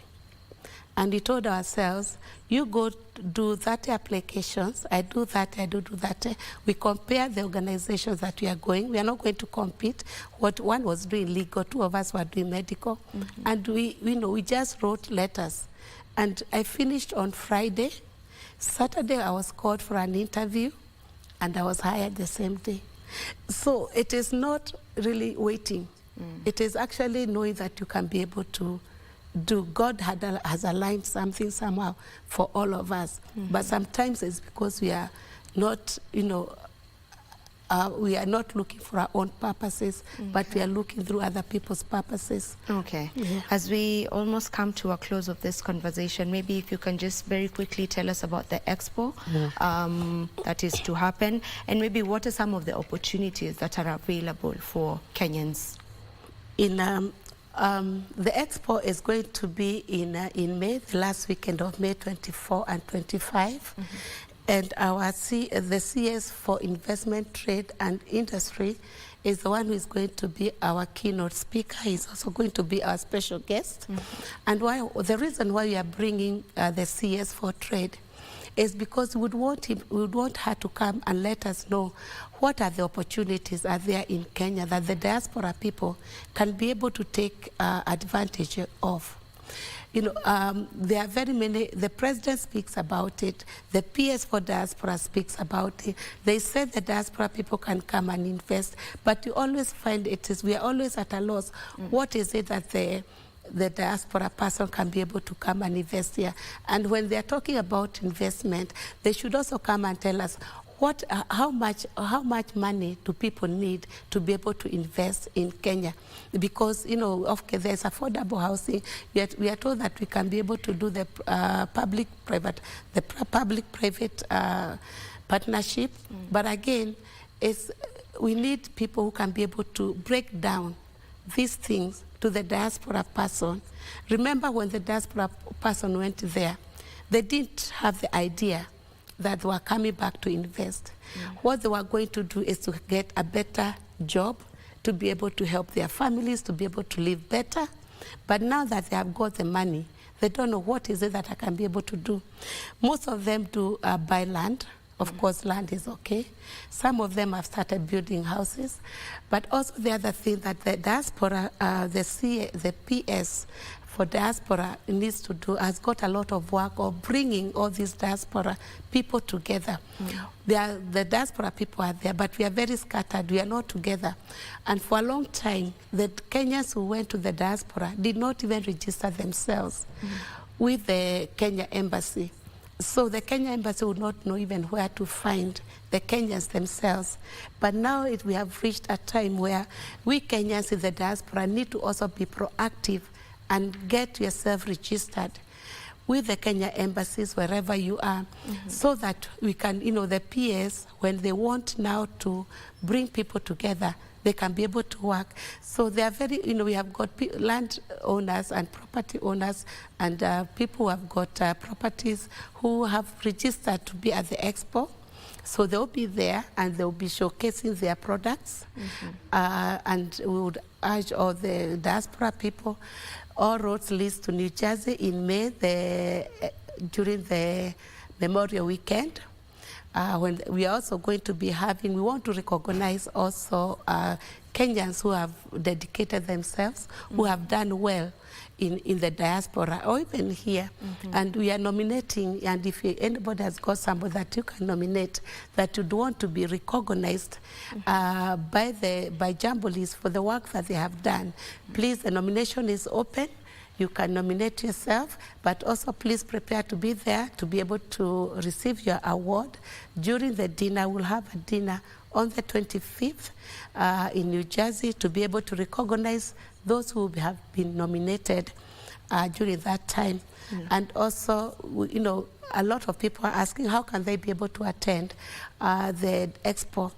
You can go to www.jambolis.com and be able to register yourself there for the expo. You also be able to see what are the costs, but you can also reach me at 0790-847-741, 0790-847-741. I can give you all the information, or 0742-287-666. And you can be able to reach me there, and I'll be able to guide you how to get to the expo. Thank you so much for coming to the show, and we look forward to having you again on this show.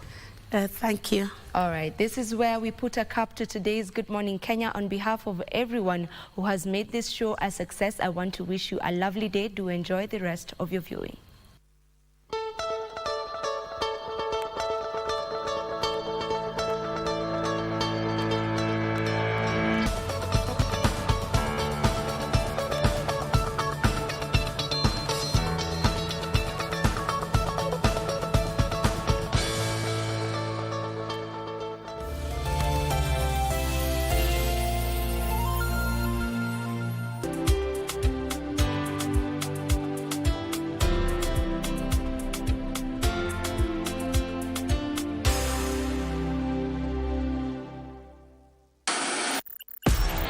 On KBC Channel 1, we are a TV station like no other. Get a taste of the best in entertainment. Yes, indeed. Feel the passion. Will you promise me? I swear that you will never lose me. I can't get married to you. I'm sure you knew about it. That's why you're making fun of me. Experience the drama. Get out! Who is the man in this one? And the laughter. Hii wigi umevaa kichwani. Sisi wakati tulikuwa tunaapishwa tunapewa mheshimiwa. Move to the beat.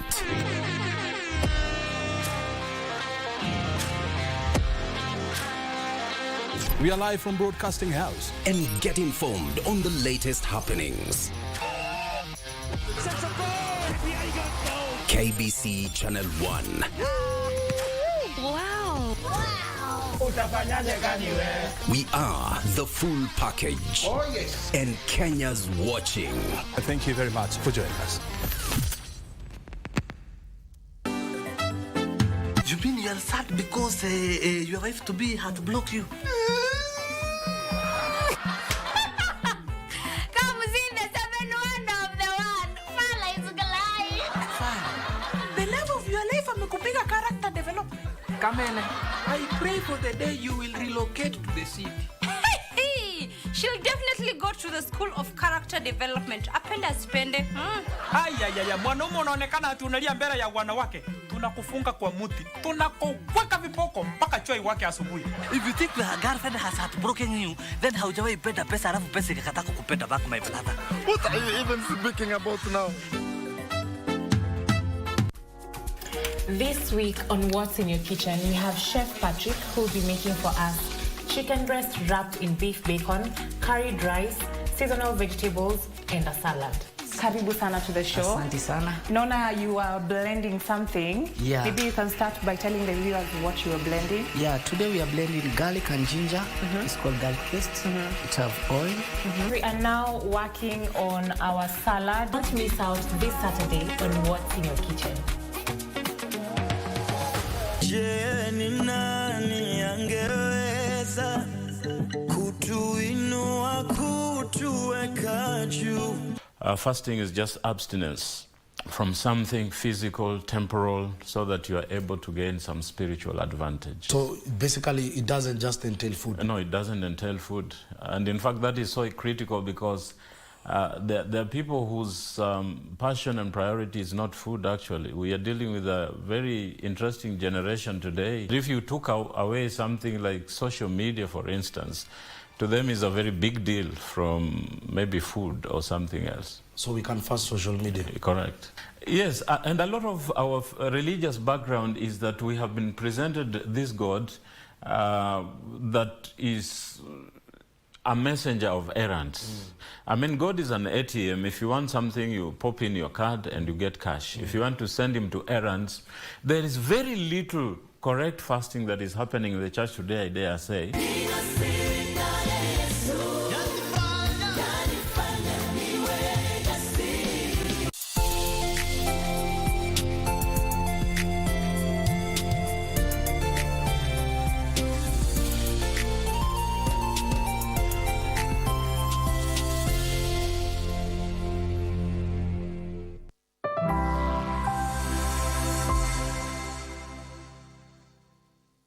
Will artificial intelligence revolutionize music streaming platforms like Spotify and Deezer? AI could not only suggest the perfect music to you, but also deliver podcasts in your native language.